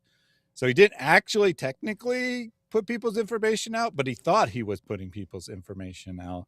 Like he came up with this ingenious idea that Mike Jones has a real estate company and a long criminal record because my name is David Segarra. Again, another very unique name, and that David is David Segarra. That's his real name. And he thinks I have a fake name. Maybe a quarter of his stuff was correct, but the point is he thought he was putting out people's information, and he went through great effort to try to track down accurate information. And he did actually get your address right, at least. That's the only thing. One of the very few things he got right, but he got your address right. But that's not in some news article, right? You type in David Wood, Christian apologist, and maybe you'll find some news articles, but they're not going to have your home address in them. It's not remotely the same thing. I mean, I just did that just to see. I typed in David Wood, and I don't see your home address. I don't see your phone number. I don't see any of those things. It's not at least on the first page of Google. Yep. All right, here's the Quran jumpsuit. No, we're not doing this, We're not doing this. Look at this guy, man. No, bro. We're Hey, not doing speaking. this, man. Speaking on Paru, bro. Come on. Let him. Yeah, We're not doing this. Again, they got a he's Quran in my encouraging hand. it. Hey, if you a man, do it. If you a man, do The it. debate, and I didn't do it because I was getting along with people. If you a man, do it. If you a man, do it. I'm saying, like, Do it. If you a man, do it, D-Wood. Hey, Diddy. That 13 and 15 dog. This is what I don't understand. What I'm about to say to him. Hey, why aren't you? You can kind of hear it, but you got Malik running his mouth. But Speaking Muslim is going, I'll buy that from you. I'll buy that from you. How much you want? I'll buy the book from you. So he's trying to. So the point is, hey, we're not gonna threaten or talk trash. Just I will buy the book from you. And then I went ahead and gave him the book. One-on-one at him, but you're incorporating all other people when you do that. Hey, Diddy, if you're a man, do it. Don't be a... He really wants you to rip it. Hey, so go after him, but what does this have to do with it? You guys ever seen a Muslim just demanding that someone rip up a Quran? He came in and cheated. He came in and cheated print outfit. But it's getting at other Muslims. Exactly, and y'all put the pressure to stop him. Hey, we got. Hey, hold on. Hey. So hold on. When we put pressure on Logic, hey, David, stop talking. Just do it. Do it. Just do it. Just do it. Zero hikmah. Do it. Just do it. Low hikmah. Just do it. Hey, Diddy, just do it quickly before I get Lucian. Hey, man, before we get Lucian, bro, relax. Let me get that. No, but I'm saying, let me buy it off you. Let me get it. I want it. No, I respect that. I respect the other guys and what they're doing, and they genuinely believe it. They're trying to honor it. They're trying to protect it. He's trying to keep the peace. Like they seem straight up. And people don't realize this happens regularly, right? Like I will be all set to just like completely destroy a Quran, and then like Isa will call it. Isa's a Sufi Muslim who gets along with us, who comes in, does live streams with us and stuff like that. And but I will be, someone will be running his mouth. I'll be like, all right, show up on my channel tonight because just watch because we're gonna rip some Qurans in your honor, and then Isa will call in. And I'm like, okay, I'm not doing this. Isa's here, man. Isa's cool. It is weird. It's like you get along with Muslims. You don't want to like destroy the Quran. And then you got these habitual line steppers going after people's wives, going after people's families, doxing people and stuff. And they want you to go to town on their Quran. And then, you're just in this situation. Okay, well, if I'm around these guys and I'm getting along with these guys, I won't do it. But if it's just me and this guy here, then it's getting done. Weird situations. I wonder how far they would take it. Like, let's say they had you like dead to rights and they were going to take you out. And if you just picked up the Quran in a lighter, they'd be like, oh, whoa, back up, guys. Let's let him out. Like, I wonder if they would take it that far. Only one way to find out. Let's see what happens. He gives in to his threats. I want it. Thank you very much. Hey, Diddy. Hey, Diddy, you a pussy, blood. Hey, you a pussy, Diddy. I'm not He saying ain't doing nothing on camera. I'm not saying this is the only way to do it. That's just what he They're wants. both like, shut up, Malik. Yeah. What is wrong with you? Because I had 2 more Qurans in my room, man. Guys, I brought multiple Arabic Qurans in case someone shows up and is running their mouth at me. No one did, man. No one did. So anyway, but yeah, TikTok doesn't count, Malik. Not when you don't show up. David, the worst enemy of Islam, respects the Quran more than Malik does. Weird situation, man. And I build bridges more than Malik does. I like that. Submissive behavior. I don't expect you to like it. Submissive behavior. Like that, You're Diddy. asking like, oh, if I ripped a Bible, then what? What God? Hey, Diddy, I like that submissive behavior. Hey, Thaddeus, I want this submissive behavior clip in our top 100 ways to zoot the Quran. Maybe at the beginning. We'll do. And then say, speaking of submissive behavior.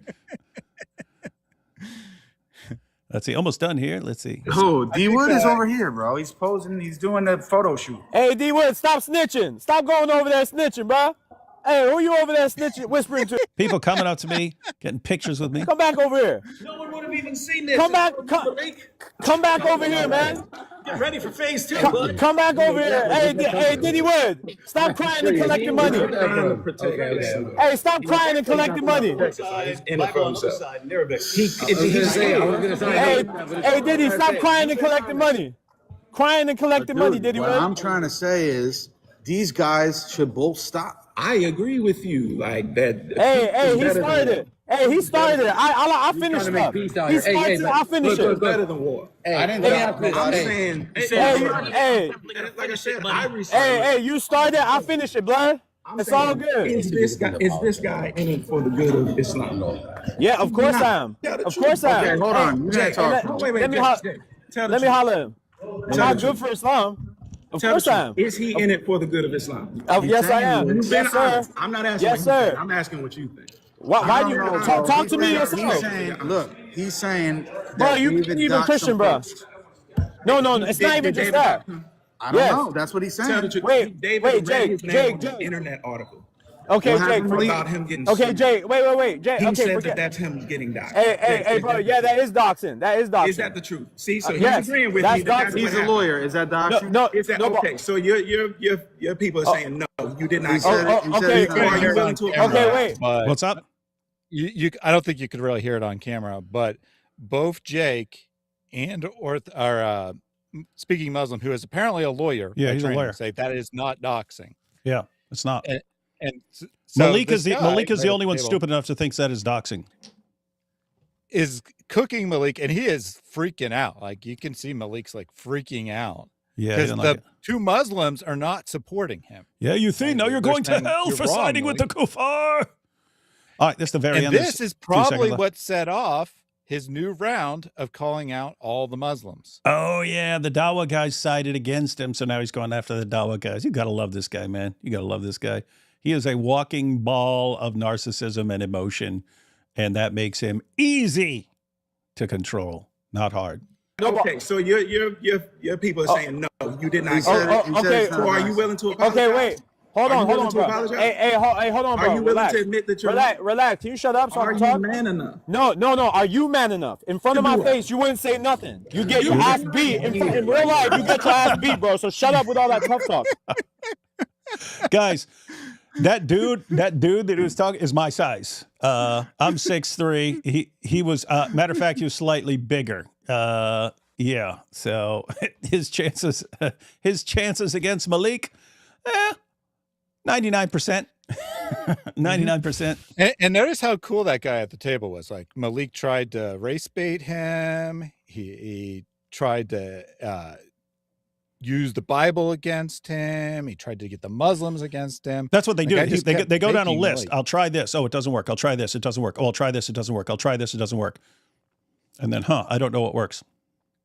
And then Malik is freaking out. He's like, "Oh well, I don't say it to my face, or I'll beat you up." Right? So he's like totally lost control. It's pretty pathetic. All right, Big Jon, what are your thoughts on this? Now that you're a little more up to date. We've done tons of live streams going through endless stuff, but. Well, me and my wife have been complaining that we don't have any TV shows to watch, so this is really entertaining. But he's absolutely insane, man. Like, there's no reason that this man should be acting like this. I don't think it's real. I think it's an act. Like, I just can't believe it. It's wild. That's Malik in a nutshell. Hey, let's check these super chats here. It's interesting. We got some people we got someone who watched the debate with IP. The IP versus Orthodox Muslim, that's Orthodox debate just ended, and Orthodox Muslim got baked like some pork chops. He asked for the debate topic, but didn't have 1 point for his topic. Wow, that sounds like Orthodox. I was thinking that was going to happen. IP studied their arguments before walking in there. That's what he always does. That's what IP is a machine at. He is a research machine. Every time they work so hard for celebrity converts, it bites them in the butt, not in the zoot sense. Yep. Sneeko, talking about Sneeko probably. Bloods have really fallen. We went from Suge Knight and Def Row to Malik and Def Slow Club Pyru. The smoke detector beeps.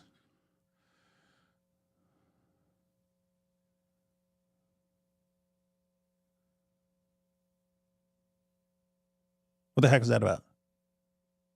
It's a racist thing. Was it?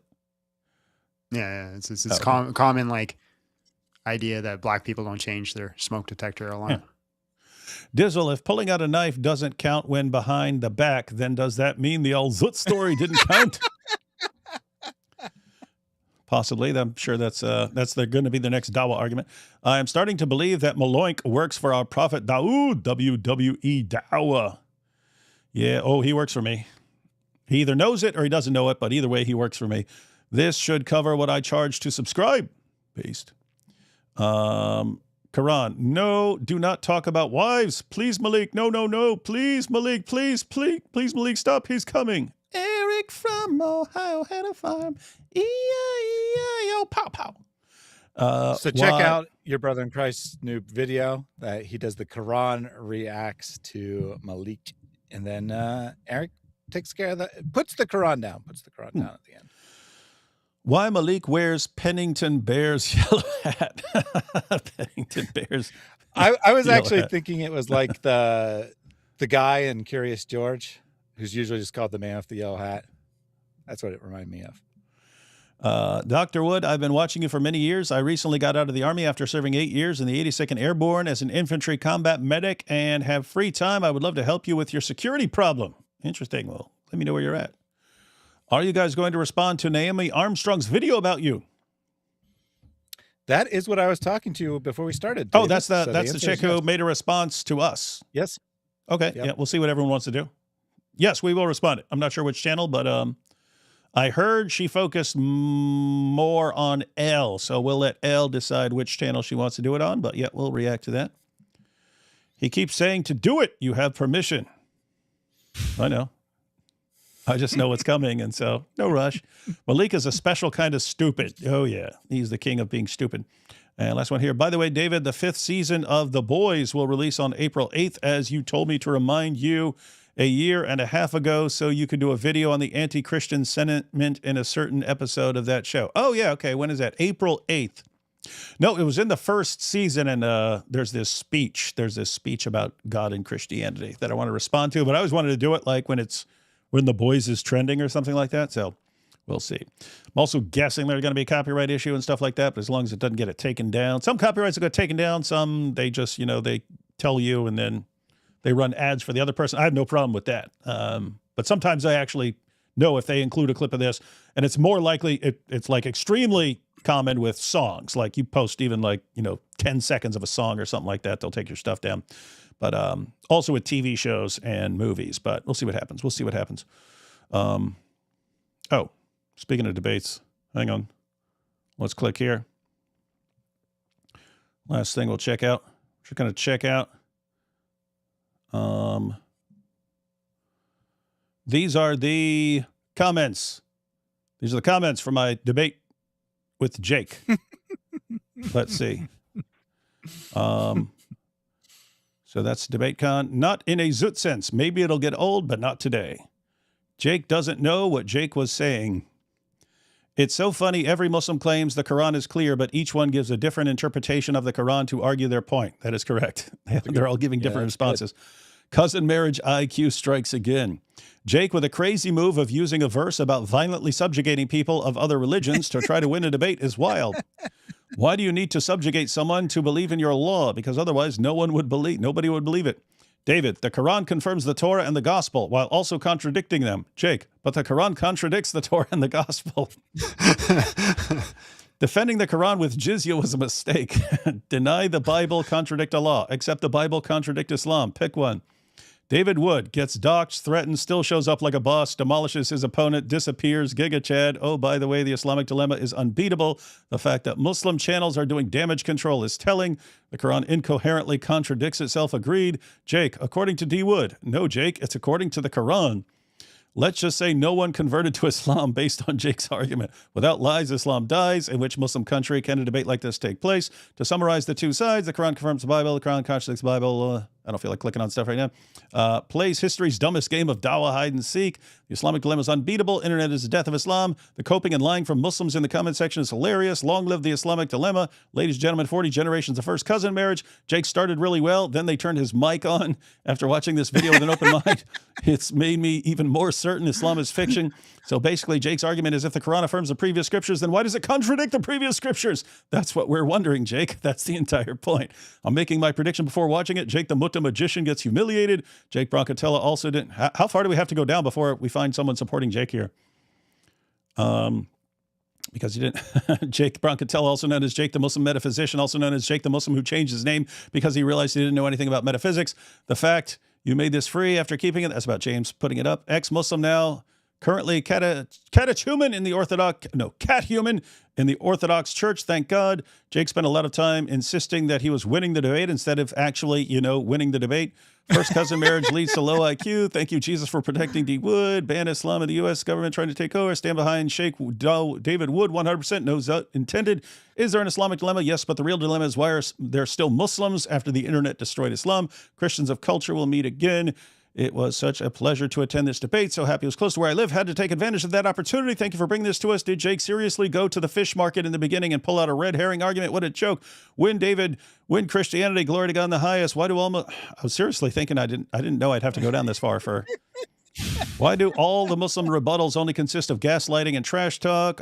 Jews are worshiping Ezra as the son of Allah. Jake, yeah, David, that sounds ridiculous. Why did you say that? David, dude, that wasn't me saying it.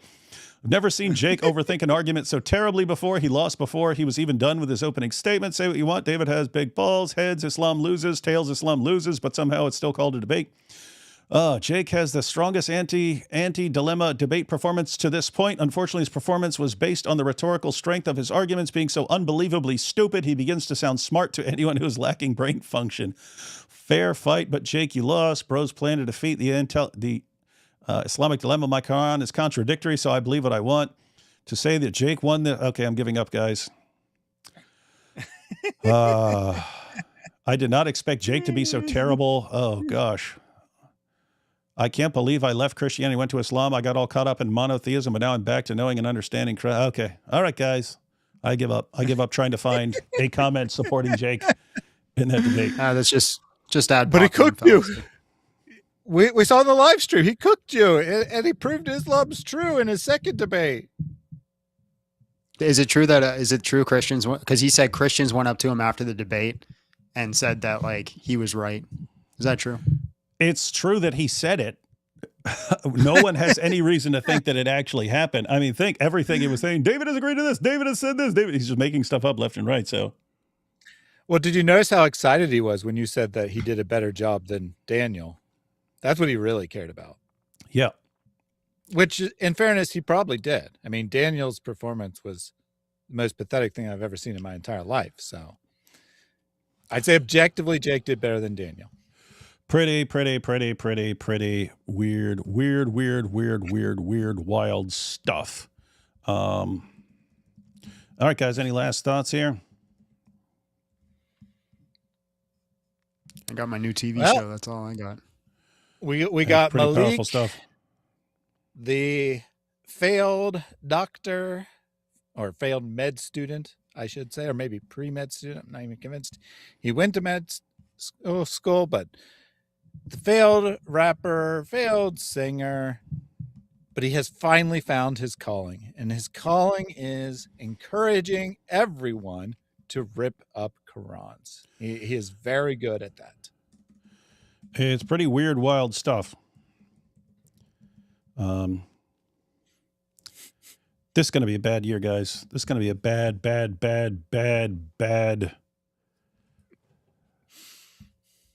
year for Dawah. All right, we had these last super chats coming in. Wood, 1 Corinthians 2:4, debating using only human intellect and words is not Jesus' best. Lay hands and see healings manifest. No, stop misapplying scripture. Saying, hey, don't refute opposing positions. Just lay hands on people. No, there's matter of fact, you want another verse from Corinthians? This will be from 2 Corinthians.